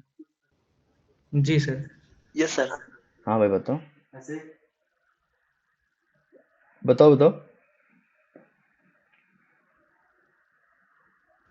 आ गया सर, समझ में आ गया। सब ठीक है, चलो फिर अभी आते हैं हम डॉम मैनिपुलेशन में। देखो, डेटा टाइप हो गया तुम्हारा, और उसके बाद तुम्हारा फंक्शंस होंगे सारे। अब डॉम मैनिपुलेशन में आते हैं। अच्छा, कोई मुझे बताओ डॉम होता क्या है? सर ये ब्राउज़र जो है वो एक डॉक्यूमेंट है, और डॉम का मतलब डॉक्यूमेंट ऑब्जेक्ट मॉडल। हाँ, document object model, very good. कुछ बताओ मतलब होता क्या है डॉम एक्चुअली में, थोड़ा सा को कुछ। सर ब्राउज़र का हर कंटेंट डॉम के अंदर आता है। वेरी गुड वेरी गुड अ, उसका डॉम एक डॉम ट्री होता है एक, और उसको मैनिपुलेट कर सकते हैं हम जावास्क्रिप्ट से। Very good very good. और कोई? सर क्वेश्चन क्या था? डॉम डॉम होता क्या है भाई? अच्छा सर, डॉक्यूमेंट ऑब्जेक्ट मॉडल होता है सर, जैसे हम जो हमारा HTML सर पेज होता है हम्म। सर, उसको हम जावा स्क्रिप्ट के ऑब्जेक्ट के फॉर्म में चेंज करते हैं। सो तो सर जो मॉडल तैयार होता है सर, उसको हम डॉक्यूमेंट ऑब्जेक्ट मॉडल बोलते हैं ओके। सर। अच्छा that's all about it. Okay, अच्छा बताओ। हाँ बताओ भाई, बताओ। हाँ sir, DOM sir basically document object model होते हैं। इसमें होता क्या है कि अ, सबसे जो भी हमारा ब्राउज़र होता है वो एक डॉक्यूमेंट के फॉर्म में होते हैं। इसमें होता क्या है कि HTML मेन जो हमारा होता है, HTML से दो दो जॉइंट होते हैं, एक बॉडी हो गया, एक हेड पार्ट हो गया। हम्म। और बॉडी में जो भी हम सर्वर बोले तो ब्राउज़र पे जो भी शो कराना चाहते हैं, तो बॉडी में उसको रखेंगे। एंड हेड में जो भी हमारा क्या कहते हैं उसको, जहाँ ऊपर टाइटल के फॉर्म में होता है, टाइटल होते हैं, तो एक पूरा एक बोले तो ट्री शेप का एक पूरा डॉक्यूमेंट ऑब्जेक्ट मॉडल होते हैं। Very good, very good. अच्छा बताओ। सर हाँ बताओ बताओ। सर विंडो ऑब्जेक्ट के अंदर डॉक्यूमेंट ऑब्जेक्ट होता है, उसके अंदर HTML के सारे एलिमेंट्स एक अलग अलग ऑब्जेक्ट फॉर्म में होते हैं, तो उसको हम जावास्क्रिप्ट से मैनिपुलेट कर सकते हैं। यस ठीक है, हाँ सही है। सर बिल्कुल। नहीं सर नहीं जो सही, डॉम होता है सर टॉप लेवल एंटिटी होती है सर। ग्रेट, सब सही है। हाँ बड़ी सही है, सही है, यही होता है। ठीक है एक्चुअली में। अच्छा एक चीज और बता दो यार कि डॉम मैनिपुलेशन की नीड क्यों पड़ी हमको, क्यों करते हैं डॉम मैनिपुलेशन?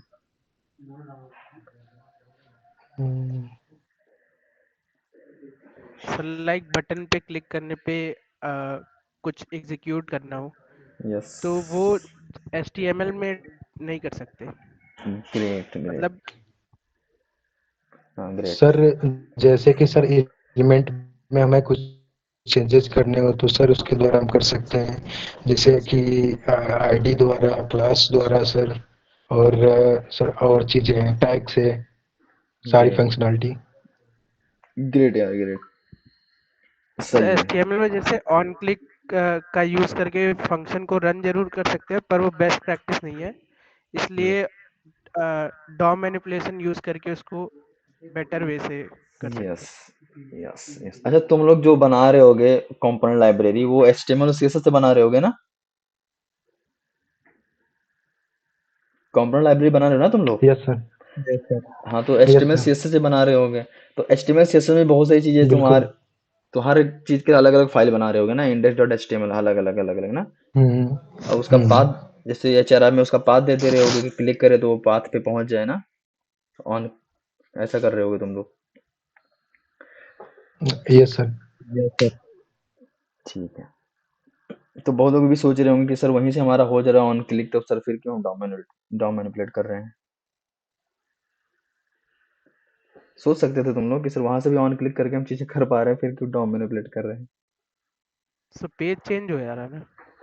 यस ठीक है, चलो समझते हैं उसको थोड़ा अंदर।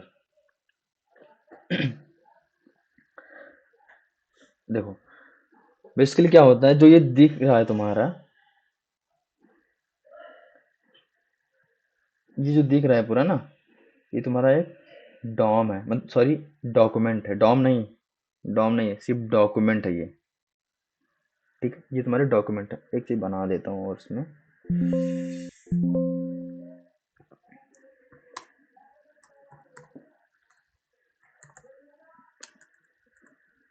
मेरे लैपटॉप को भी सर्दी लग गई यार।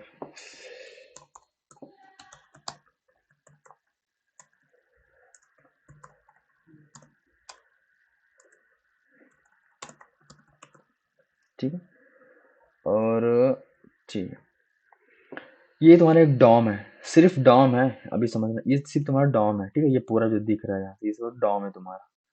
अब डॉम के अंदर तुम्हें एक दिखेगा हेड दिखेगा, एक बॉडी दिखेगा। ठीक है, HTML के अंदर तुम्हारा एक तुम्हारा हेड दिखेगा और एक बॉडी दिखेगा, जिसको हम बोलते हैं नोड बोलते हैं। क्या बोलते हैं? नोड बोलते हैं। ठीक है, अब हेड के अंदर और बॉडी के अंदर जाएंगे तो बॉडी के अंदर तुमको ये टैग दिखा, H1 टैग दिखा। हम और भी टैग ले सकते हैं, div ले लेते हैं। ठीक है, और सारे बहुत सारे div ले लेते हैं, हम बहुत सारे div ले लेते हैं। ठीक है, तो यहाँ पे स्पेन पी इमेज टैग बहुत सारे होते हैं, फ्रेम आई फ्रेम सब सारी चीज़ें, ये सब तुम्हारे नोड होते हैं। बॉडी एक नोड है, हेड तुम्हारा नोड है। ठीक है, ये भी तुम्हारा नोड है। हर एक टैग तुम्हारा जो होता है वो नोड होता है डॉक्यूमेंट का। ठीक है, ये नोड होता है पूरा तुम्हारा। अब दूसरी चीज, जो ये सब सारी चीजें जो इक्वल में है, अपने किसी के अंदर नहीं है, ये डिप जो है ना एक दूसरे के इक्वल में है, ना कि एक डिप उस डिप के अंदर है, तो इसको बोलते हैं हम सिबलिंग बोलते हैं। ठीक है, इसको बोलते हैं हम सिबलिंग। अब देखो, ये बॉडी के अंदर तुम्हारा डिव है, तो जिसके अंदर है ना, तो ये हो गया तुम्हारा पेरेंट हो गया, इसका पेरेंट हो गया, और ये एक दूसरे के सिबलिंग है, और ये तुम्हारे चाइल्ड हो गए इसके। लेकिन ये सब तुम्हारे नोड है, डॉक्यूमेंट के नोड है। और नोड जो होता है एज अ ऑब्जेक्ट की तरह होता है।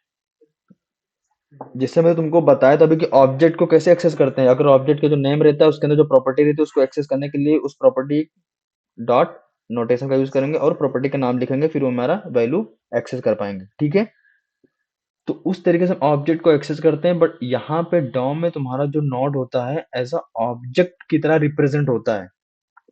एज अ ऑब्जेक्ट की तरह ये सब तुम्हारे एज अ ये भी ये भी ये भी ये भी ये भी ये सब तुम्हारे एज अ ऑब्जेक्ट की तरह रिप्रेजेंट हो रहे हैं तुम्हारे। और जो एचटीएमएल होता है ना, इसको हम रूट एलिमेंट बोलते हैं। इसको रूट एलिमेंट बोलते हैं या डॉक्यूमेंट एलिमेंट बोलते हैं। डॉक्यूमेंट का एलिमेंट है तुम्हारा, ये पूरा डॉक्यूमेंट है, ये पूरा जो दिख रहा है, और ये तुम्हारा डॉक्यूमेंट के एलिमेंट है। इसको रूट रूट क्यों बोलते हैं? क्योंकि इसी के अंदर सारी चीजें हैं ना, इसलिए रूट बोलते हैं, रूट एलिमेंट। जैसे तुम फोल्डर स्ट्रक्चर बनाते हो ना, यहाँ पे तो देखते हो ये रूट, उसका रूट एलिमेंट क्या है, रूट क्या है उसका, तो रूट फोल्डर एसआरसी होता है। ठीक है, तुम लोग बनाते होगे रिएक्ट में, जो भी कर रहा होगा इस टाइम एसआरसी करके, तो वो होता है रूट, मतलब उसी के अंदर सारी चीजें हैं। तो ये तुम्हारा इसलिए बोलते हैं इसको हम रूट या डॉक्यूमेंट एलिमेंट या रूट एलिमेंट, जो इसके अंदर सारी चीजें हैं। ये समझ में आया? Node, children, parent, sibling. Yes sir. ठीक है, अब देखो अगर यहाँ पे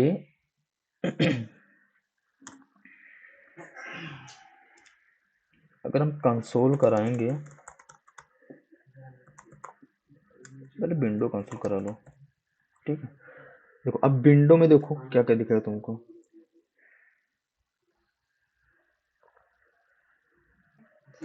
देखो विंडो हमने कंसोल कराया, ठीक है। अब देखो विंडो में तुम्हें एक सारी डॉक्यूमेंट भी दिखेगा, क्योंकि डॉक्यूमेंट एक विंडो का पार्ट है। ठीक है, ए बी सी डी, ये देखो जो डॉक्यूमेंट की बात कर रहे थे हम लोग, यहाँ पे ये डॉक्यूमेंट है।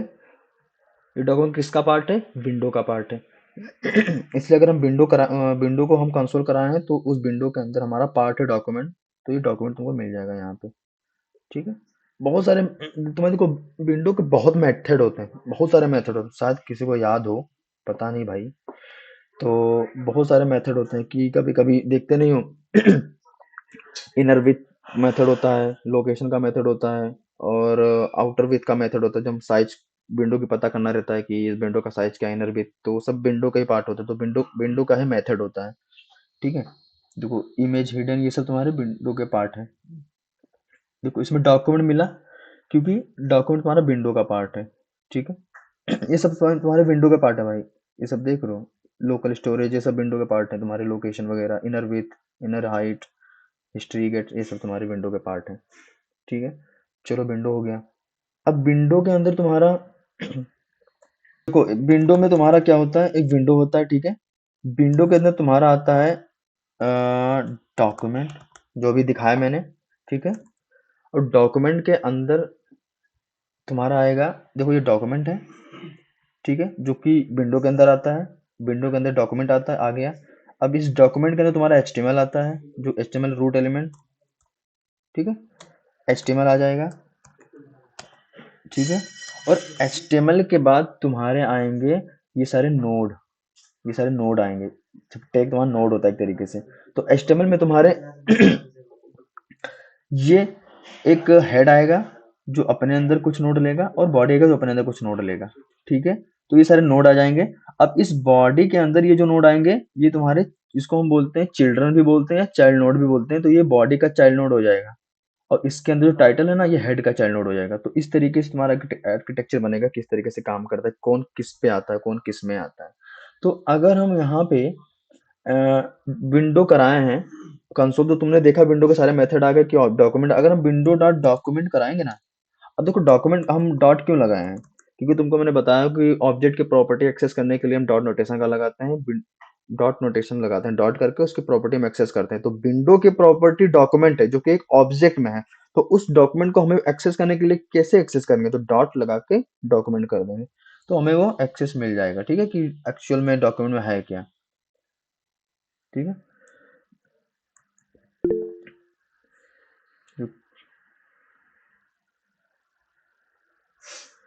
हाँ भाई बताओ। क्या सर ऑब्जेक्ट को सर दो तरीके से एक्सेस कर सकते हैं ना सर, एक यस, डॉट मेथड होता है, एक ब्रैकेट मेथड होता है। Square square. ठीक है, एक डॉट हाँ नोटेशन होता है, एक स्क्वायर नोटेशन होता है। लेकिन स्क्वायर तुम आगे पढ़ोगे, अभी डॉट ही पढ़ो। स्क्वायर कब यूज करते हैं? जब हम, ओके सर। ठीक है, आगे पढ़ोगे, जब चलेगी क्लास से तो जैसे रिएक्ट वगैरह पढ़ोगे ना तो उसमें यूज कराया जाएगा, तो वहां पे स्क्वायर नोटेशन का यूज किया जाएगा। ठीक है, कि जब हम प्रॉपर्टी को वेरिएबल की तरह यूज करते हैं तब हम स्क्वायर नोटेशन का यूज करते हैं। अभी आगे पढ़ोगे नहीं रिएक्ट वगैरह जब यूज करना होगा। ठीक है, हाँ देखो, देखो भाई, विंडो डॉस डॉक्यूमेंट, ये देखो डॉक्यूमेंट यहाँ पे तुमको दिख रहा होगा। ठीक है, और डॉक्यूमेंट जैसे ये देखो तुम्हारा डॉक्यूमेंट यानी एचटीएमएल समझ, तुम्हारा ये पूरा देखो डॉक्यूमेंट है, डॉक्यूमेंट का पार्ट है, हमने एक्सेस किया तो डॉक्यूमेंट में क्या क्या आ रही है, ये सारी चीजें डॉक्यूमेंट में आ रही है जो कि हमें मिल जा रहा है। अब डॉक्यूमेंट में देखो बॉडी भी है, हेड भी है, सारी चीजें हैं। तो अब बॉडी के अंदर देखो H1 तुमको दिख रहा होगा, H1 में हमारा जो ये कंटेंट है दिख रहा होगा, ये पूरा, ठीक है, एलिमेंट दिख रहा है H1 का, जो कि हमने यहाँ पे बनाया था। ठीक है, हमने यहाँ पे बनाया था, ये सारी चीजें तो हमें दिख रही हैं क्योंकि ये डॉक्यूमेंट का पार्ट है। चलो ये भी हो गया, यानी हम डॉक्यूमेंट को भी एक्सेस कर लिए। अब देखो हमें डॉक्यूमेंट के अंदर हमें बॉडी को भी एक्सेस करना है, जो कि ऑब्जेक्ट में है, तो हम डॉट लगा के उस बॉडी को एक्सेप्ट कर लेते हैं, बॉडी की प्रॉपर्टी को एक्सेप्ट कर लेते हैं। अब तुम्हें सिर्फ बॉडी का ही पार्ट दिखेगा। ठीक है, देखो अब बॉडी के अंदर क्या क्या चीजें हैं वो दिखेगी तुमको। बॉडी के अंदर H1 है, div है, जो कि तुम्हें दिख रहा होगा। ठीक है, ये देखो H1 है तुम्हारा, ये H1 और सारी चीजें। ठीक है, अब दूसरी चीज एक्सेस करते हैं यहाँ पे। देखो डॉक्यूमेंट के अंदर, विंडो के अंदर डॉक्यूमेंट आया, डॉक्यूमेंट के अंदर बॉडी आया। अब बॉडी के अंदर वो चीजें दिखेंगी जो बॉडी के अंदर होंगी, जो चीजें जिसके अंदर होगी वो उसके अंदर दिखेगी। ठीक है, इस तरीके से एक्सेस करते हैं। अब दूसरी चीज,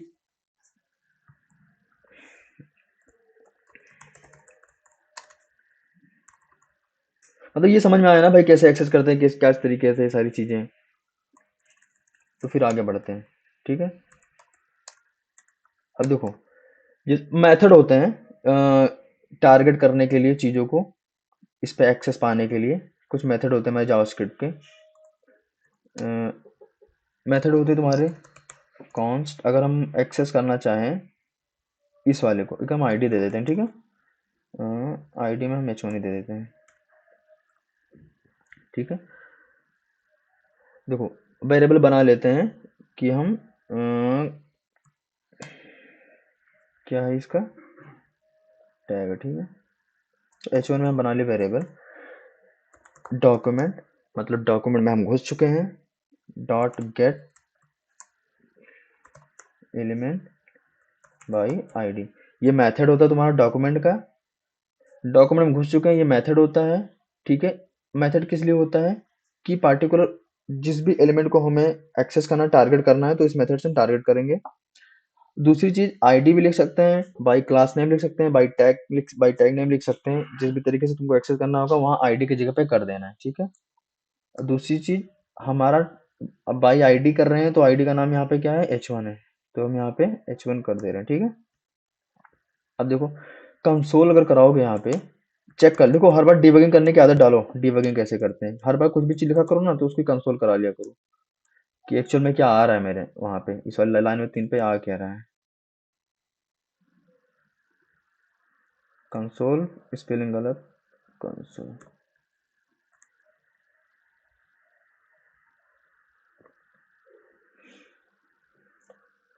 देखो हमारा उस वाली लाइन पे हमारा H1 आ रहा है, यानी कि हम H1 पे पहुंच चुके हैं, जो कि हमारा एक्सेस कर लें कंसोल में। ठीक है, तो यहाँ पे हम कंसोल यानी कि इसमें हमारा H1 आ रहा है। अब उसमें हम प्रॉपर्टी लगाएंगे, जो भी चीज़ हमें लगाना होगा।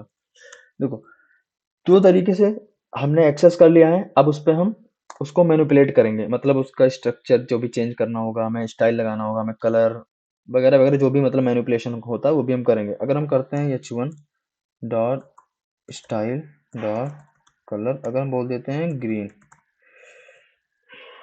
ठीक है, तो यहाँ पे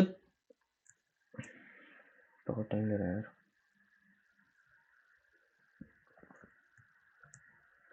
ठीक है, देखो यहाँ पे ग्रीन हुआ, हमने मैनिपुलेट किया, कुछ चीजें हमने उसकी प्रॉपर्टी चेंज की, एक मतलब हमने कलर ही चेंज कर दिया उसका। अब हम देखो CSS से भी कर सकते थे चेंज, ठीक है, कि हम CSS का फोल्डर बना दें, लेकिन मान लो अगर तुम कोई वेबसाइट बनाने जा रहे हो, ठीक है, और हम इससे डायनेमिकली मैनिपुलेट करते हैं, अब हम पार्टिकुलर एचटीएमएल सीएसएस से डायनामिकली मैनिपुलेट नहीं कर सकते। हम इससे डायनामिकली इसलिए करते हैं कि मान लो कोड का पूरा जो कोड का एक्सेस रहेगा वो तो एज ए डेवलपर के पास रहता है, लेकिन जो वेबसाइट बना के तुम दोगे यूजर को, जो भी मतलब पब्लिक की यूज करेगा, उसके पास कोड का स्ट्रक्चर नहीं होगा।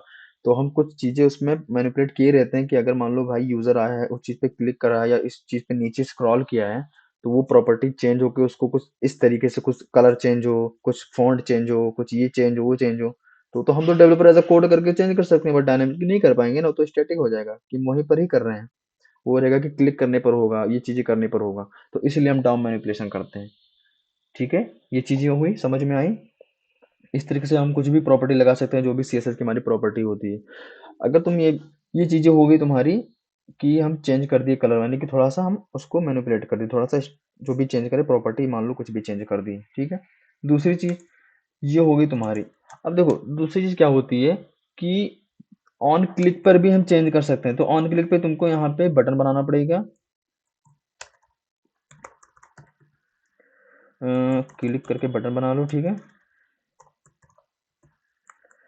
और यहाँ पे तुम ऑन क्लिक लगा दो, कुछ भी लगा दो, ठीक है।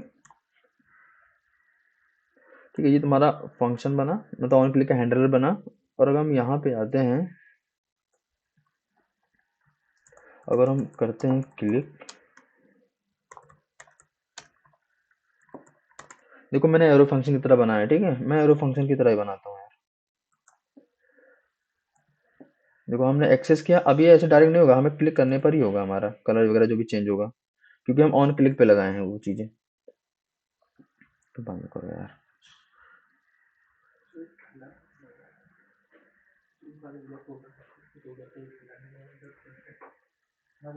चेक डिबग कर ले को, तुरंत डिबग करो को, तुरंत क्लिक।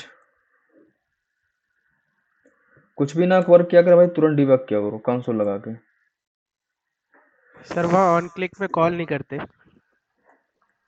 नहीं भाई, कॉल हो जाता है, कोई दिक्कत नहीं रहता, सब कुछ हो जाता है। HTML में नहीं करते। नहीं भाई, दो तरीके से कर सकते हैं, ठीक है। दो तरीके से करते हैं यहाँ पे, या तो तुम ऐसा फंक्शन प्रोवाइड कर दो, ठीक है। देखो तुम्हारा कहाँ गया, ठीक है, वही वर्क कर रहा है, ठीक है। क्लिक किए हैं, तुम्हारा वर्क कर रहा है ये, ठीक है। क्योंकि क्लिक करेंगे ग्रीन हो जाएगा, ठीक है, ग्रीन हो रहा है।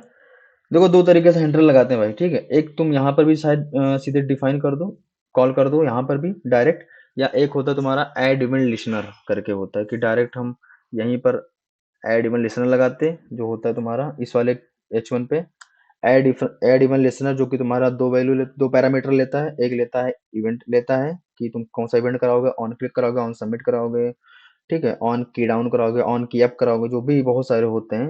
और दूसरा लेता है जो तुम्हारा पैरामीटर, वो होता है फंक्शन होता है। तो ऐड इवेंट लिसनर दो पैरामीटर लेता है, एक वो लेता है कि तुम्हारा है इवेंट, दूसरा लेता है फंक्शन। उस तरीके से करा सकते हो और इस तरीके से भी होता है भाई, ठीक है। और दूसरी चीज तुम यहाँ पे स्क्रिप्ट, तुम ना बॉडी बना के यहाँ पे फाइल अलग बना के तुम यहाँ स्क्रिप्ट टेग के अंदर ही सारी चीजें कर सकते हो, ठीक है। तो इस तरीके से होता है तुम्हारा कि हमने ऑन क्लिक पे लगा दिया है, समझ में आया।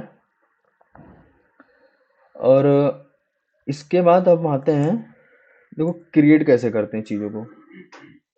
अगर मान लो कुछ नया हमें एलिमेंट क्रिएट करना होगा, तो क्रिएट का सिंपल सा होता है यार कि document dot create element. Create element अगर मान लो हम क्रिएट एलिमेंट में हम कर सकते हैं, हम डीप कर दें, ठीक है, डीप कर देंगे क्रिएट एलिमेंट में। और पता है जो भी तुम मैनिपुलेट करोगे ना, तुमको बीएस कोड में नहीं चेंज आएगा, तुमको बीएस, क्योंकि तुम बीएस कोड में नहीं चेंज करो, तुम डॉम पे चेंज कर रहे हो।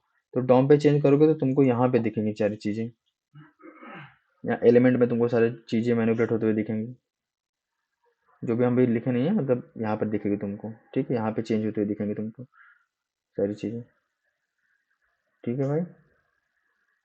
बीएस कोड में देखने की कोशिश मत करना कि सब बीएस कोड में क्यों नहीं हो रहा है, ठीक हो।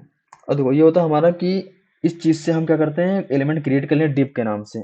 अब इस डिप में हम कुछ जगह डालना होगा, तो हम इसको वेरिएबल में डाल देते हैं न्यू एलिमेंट करके, ठीक है। अगर इसके अंदर कुछ डालना होगा हमें तो new element dot inner text करके हम कुछ भी डाल देते हैं। अब से एक नाम लिख देते हैं, ठीक है, ये चीज़ हम इसके अंदर डाल दें डिप के अंदर। ठीक है भाई, दो चीज़ें देखो, हमने क्रिएट कर लिया डिप को, और ये चीज़ें हमने इस डिप के अंदर ये चीज़ें डाल दी हैं। ये हुआ कि हम टेक्स्ट डाल दिए इसके अंदर, और ये दूसरी चीज़ें हम क्रिएट कर दिए हैं ये एलिमेंट। अब दूसरी चीज़ आती है कि क्रिएट तो कर लिए, एलिमेंट भी डाल लिए हम, अब बताओ उसको हम बॉडी पे ले कैसे जाएं, डॉम पे ले कैसे जाएं। तो डॉम पे ले जाने का होता है तुम्हारा भाई, और हाँ दूसरी चीज़ कि समझ में कैसे आएगा कहाँ पे लेकर आना है। तो अगर मान लेते हैं कि हम इसको टारगेट कर लेते हैं h1 को, कॉन्स्ट Ctrl+C Ctrl+V, ठीक है। अब यहाँ पे हम टारगेट कर लिए हैं, यानी कि हम h1 पे अपेंड करेंगे। अपेंड का मतलब होता है कि ऐड कर देना, ठीक है, मर्ज कर देना। कहाँ पे? उस वाले डॉम पे, उस वाले डॉम के बॉडी पे जहाँ पे हमें करना होगा। तो अपेंड का मतलब होता है जोड़ दे रहा, डॉम पे जोड़ दे रहा हूँ मैं। अपेंड का मतलब जोड़ दे रहा हूँ मैं।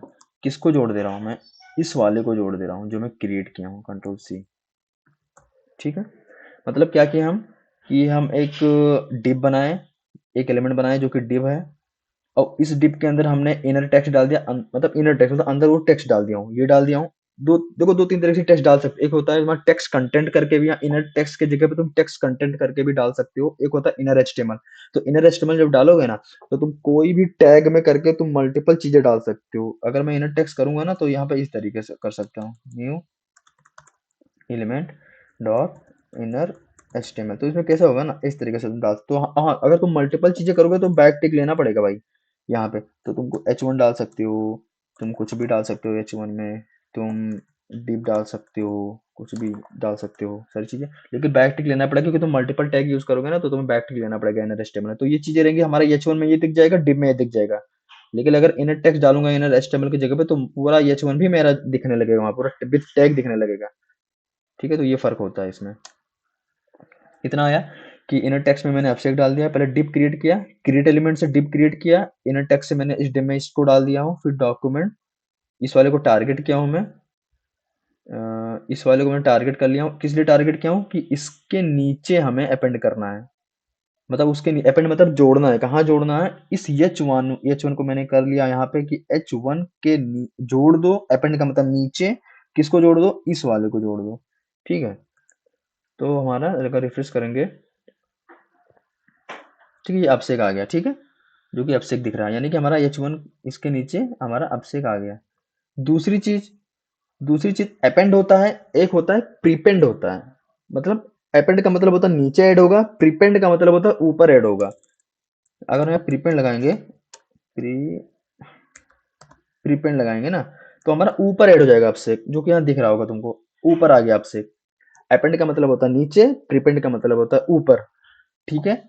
तो इसी तरीके से तुम किसी को भी टारगेट करो, कहीं पर भी तुम ऐड करो, कहीं पर भी जोड़ो, कहीं पर भी तुम उस चीज को क्या करते हैं कि उसका स्ट्रक्चर चेंज करो, कुछ भी चेंज करो, एनीथिंग, ठीक है, कुछ भी ऐड करो। अगर यहाँ देखो, एक होता है रिमूव का, तुम्हारा होता है। अगर मैं इसको हटा देता हूँ, इसको मैं टारगेट कर लेंगे जो भी रहेगा h1 के नाम से, ठीक है। तो अगर एक रिमूव का होता है कि h1 डॉट, ये रिमूव का तुम्हारा मेथड होता है। अगर रिमूव कर देंगे तो हमारा रिमूव हो जाएगा, ठीक है। देखो रिमूव हो गया, ठीक है, कुछ नहीं बचा मेरा। ऑन क्लिक पे भी रिमूव कर सकते हो। तो ऑन क्लिक क्या करोगे, जो बटन ऑन क्लिक मैंने बनाया यहाँ पे ऑन क्लिक का बटन बनाया, इस ऑन क्लिक के अंदर इस वाले को, इस दोनों को डाल दो। तो ऑन क्लिक करोगे तब वो रिमूव होगा, तब डिलीट होगा डॉम से वो। तो रिमूव का मतलब होता है कुछ इस पार्टिकुलर एलिमेंट को रिमूव कर दो वहां से। तुम्हारा देखो हमने किस तरह टारगेट करते हैं। देखो क्वेरी सिलेक्टर भी होता है इसमें, क्वेरी सिलेक्टर से भी कर सकते हो। क्वेरी सिलेक्टर से भी तुम चीजों को यहाँ पे इस तरीके से एक्सेस कर सकते हो, वहां पे उसको टारगेट कर सकते हो।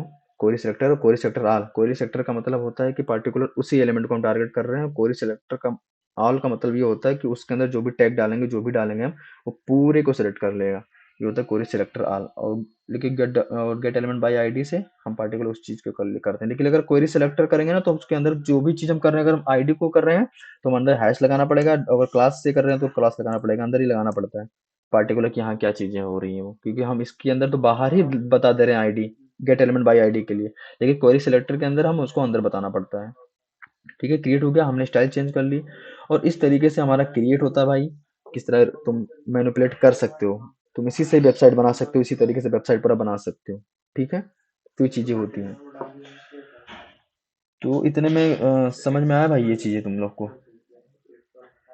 और लूपिंग वगैरह तो मतलब तुम लोग पढ़े होगे सारी चीजें की फॉर लूप सारी चीजें कैसे काम करती हैं। क्यों भाई? Yes sir.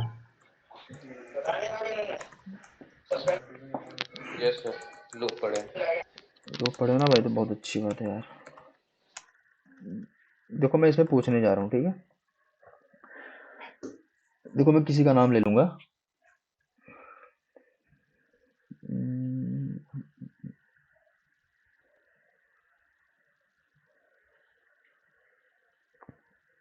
विजय कुमार विजय। Yes sir. हाँ ये मुझे समझाओ, ठीक है। ये चीजें ये लूप समझाओ मुझे। फॉर लूप कैसे काम करेगा, कैसे वर्क करेगा बिहाइंड द सीन, इसको भी समझाओ। अगर सर फॉर लूप यहाँ पर यूज हुआ है। फर्स्ट आई का सर वैल्यू 0 दिया है, आई सर 5 टाइम बढ़ता जाएगा सर, आई प्लस प्लस प्लस 5 टाइम बढ़ने के बाद उसके बाद ब्रेक लेके बाहर आ जाएगा। 5 टाइम तक बढ़ता जाएगा। ये सर 0 से 4 तक। 0 से 4 तक। जी सर। और कोई अच्छे थोड़ा समझाए कोई। कौन रेज एंड किया, कौन रेज एंड किया? एक सेकंड। Hello sir. हाँ हाँ हाँ भाई बताओ बताओ। सर जो आपने कंडीशन दी सर, सर जो आपने कंडीशन दिया सर, लेट हाँ आई इक्वल टू 0। हाँ हाँ सो आई इक्वल टू 0 सर पहले देखेगा, और जो कंडीशन है 0 लेस देन इक्वल टू 5 पहले ट्रू होगा 0, पहले कंडीशन ट्रू हो जाएगी 0 वाली। फिर उसके बाद सर ट्रू हो जाएगी तो फिर पहले उसके बाद कंसोल पाएंगे तो एक बार प्रिंट हो जाएगा। फिर उसके बाद सर इंक्रीमेंट होगा, तो सर 0 से 1 गया, फिर कंडीशन चेक हुई 1, सर फिर कंडीशन ट्रू, फिर कंसोल प्रिंट होगा 2। सर इस तरह से सर 0 से 5 तक चलेगा। सर उसके बाद सर एग्जीक्यूट कर जाएंगे हम 5, सर 0 से 5 तक प्रिंट होगा अभिषेक। ओके ठीक है। और भाई समझाओ कोई। यस ने किया था रेजेंट, यस बताओ। सर एक वेरिएबल डिफाइन होगा आई, कोड ओपन कर। हाँ सर वेरिएबल डिफाइन होगा आई, इनिशियलाइज होगा 0 और 0 से 5 तक इंक्रीमेंट होगा। तो बेसिकली 6 बार अभिषेक प्रिंट होगा और जैसे ही इस कोड के बाहर आएंगे वेरिएबल आई डिस्ट्रॉय हो जाएगा। यस वेरी गुड, ठीक है। तो ये चीजें हुई, यानी कि हर बार हमारा लूप आइटरेट होगा 0 1 2 3 4, और हर बार हमारा ये स्टेट पर चेक, फिर हर बार आइटरेट होगा 0 पे, यानी फर्स्ट बार तो चेक करेगा कि कोई स्टेटमेंट है वो इस फंक्शन इस करली ब्रेसेस के अंदर, ठीक है, ब्लॉक के अंदर जो हम बता दें तुमको ब्लॉक होता है इसको, ठीक है। इस ब्लॉक के अंदर चेक करेगा कोई स्टेटमेंट है जिसको हमें चलाना है, लूप चेक करेगा हर बार। तो हाँ है, तो हर एक लूपिंग पे हर एक आइटरेट पे वो चीजें हमारा प्रिंट कर देगा। नहीं रहेगा तो फिर वो अपना, नहीं रहेगा तो कुछ नहीं करेगा भाई, तो फिर से वो 1 पे जाएगा 2 पे 3, जहां तक हम किए रहेंगे कि यहाँ तक ही करो वहां तक वो करेगा। आई प्लस प्लस कंपनी इंक्रीमेंट होता जाएगा। ओके ठीक है भाई, तो ये चीजें हो गई। अच्छा ये डॉम मैनिपुलेशन में किसी को कोई प्रॉब्लम है? अपेंड प्रीपेंड जो अभी हुआ था,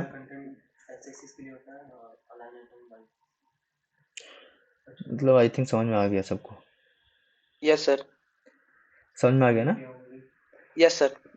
भाई कोई कंफ्यूजन रहा करे ना तो पूछ लिया करो यार, कुछ भी चीजें रहा करे, ये बाद में चीजें कि नहीं समझ में आया सारी चीजें क्या था, लो देखते हैं क्या था उस चीज को। क्योंकि देखो यूट्यूब पे तो जाएगा ही, मतलब यूट्यूब पे तुम देख सकते हो उस चीज को, लेकिन जो क्वेश्चन किए रहोगे वो चीज नहीं उसका रिपीट होगा ना वहाँ पे, समझ रहे हो। अच्छा प्रोजेक्ट वगैरह सब बना रहे हो, कंपोनेंट लाइब्रेरी बना रहे हो सारे लोग? सर गिट की क्लास खत्म होने के बाद स्टार्ट करने के लिए सर बोला था ना। क्या चीज? सर गिट की क्लास अभी पूरी नहीं हुई है ना। हाँ पूरी नहीं हुई है, मैंने बताया था तुमको ना कि वो मर्ज कॉन्फ्लिक्ट का भी बाकी रह गया था और डिफ का सर बाकी रह पीआर गया। क्रिएट करना भी अभी नहीं हुआ था सर, पीआर का बस स्टार्ट ही हुआ था। पीआर, हाँ पीआर क्रिएट, और उसके बाद तुम्हारा मर्ज कॉन्फ्लिक्ट। Hello sir. देखो पीआर क्रिएट, मर्ज कॉन्फ्लिक्ट और डिफ, गिट डिफ होता है, गिट लॉग होता है, और कोई और भी चीज रिबेस होता है, और फोर्सफुली क्यों नहीं यूज करना चाहिए सारी चीजें। और एक होता है तुम्हारा ट्रंक बेस्ड डेवलपमेंट, ठीक है, उसी में गिट में कैसे यूज करते हैं, क्या होता है ट्रंक बेस्ड डेवलपमेंट, ये सारी चीजें 4-5 चीजें होती हैं। जो उस टाइम काफी लेट हो गया था क्लास यार, उस दिन मैं 9:30 स्टार्ट किया था और मैं टाइम देखना ही भूल गया था, तो काफी लेट हो गया था, रात भी थी, तो फिर काफी लोग लेफ्ट भी चले, मतलब लेफ्ट भी हो गए थे सारे लोग, तो फिर इसकी वजह से मुझे क्लास आगे बढ़ा, क्योंकि निशान सर ने मैसेज किया था, मुझे कॉल किया था कि मतलब क्लासेस बंद कर दो, बहुत लेट हो गया है, तो इसकी वजह से मुझे क्लास बंद करना पड़ा था। और कोई बचा भी नहीं था, 4 लोग थे, 4-5 लोग। तो एक काम करते हैं यार, आज तो ये हो गया, तो जो बच्चे टॉपिक हैं गिट के ना, वो कब ले लेते हैं, देखो मैं मैसेज कर दूंगा, या फिर नेक्स्ट संडे को सही रहेगा, संडे सैटरडे, बस 1 ही घंटे का और ही जी सर। बचा है, यस एक सर, घंटे सही रहेगा। सही रहेगा ना। ठीक है, तो मैं नेक्स्ट सैटरडे या संडे को मैं ले लूंगा जो बच्चे टॉपिक्स हैं, और वो जो बच्चे टॉपिक्स हैं वो इंपॉर्टेंट है यार, इंडस्ट्री लेवल है, क्योंकि इंडस्ट्री लेवल में तुमको हर एक स्टेप पे तुमको मर्ज कॉन्फिग मिलना है, हर एक स्टेप पे, क्योंकि 8-10 टीम काम करती है, कौन क्या लिख रहा है, कौन किस लाइन पे क्या लिख रहा है, कौन क्या फीचर ऐड कर रहा है, तो मर्ज कॉन्फिग मिलता है, तो उस चीज़ से फैमिलियर रहना बहुत ज़रूरी है, और काफ़ी हद तक फैमिलियर होना, कि अगर एक बार मर्ज कॉन्फिग इंडस्ट्री में घुसे तो मर्ज कॉन्फिग मिले भी तो साला एकदम कर दें ऐसे, क्या मर्ज कॉन्फिग क्या हटाओ, ये तो फालतू चीज़ें, ठीक है, डरना नहीं है कि साला अरे मर्ज कॉन्फ्लिक्ट कैसे दूर करें, क्या क्या एक्सेप्ट करना है, क्या रिजेक्ट करना है चीज़ों को, वैसा उस लेवल पे पढ़ेंगे अच्छी चीज़ें, तो नेक्स्ट संडे को कर लेंगे, ठीक है, 1 घंटे का क्लास ले लेंगे, 1 घंटे में तो कवर ही हो जाएगा, बस तुम लोग थोड़ा मतलब कि क्या रहेगा कि ये सारे लोग आ जाना, ठीक है, मैं मैसेज कर दूंगा, संडे को 1 घंटे क्लास रहेगा, उसमें हो जाएगा। अच्छा बताओ, वो जो बना रहे हो तुम लोग कंपोनेंट लाइब्रेरी, क्योंकि एक शायद एक वीक और बचा होगा, कितने दिन का डेट दिया गया तुम लोग,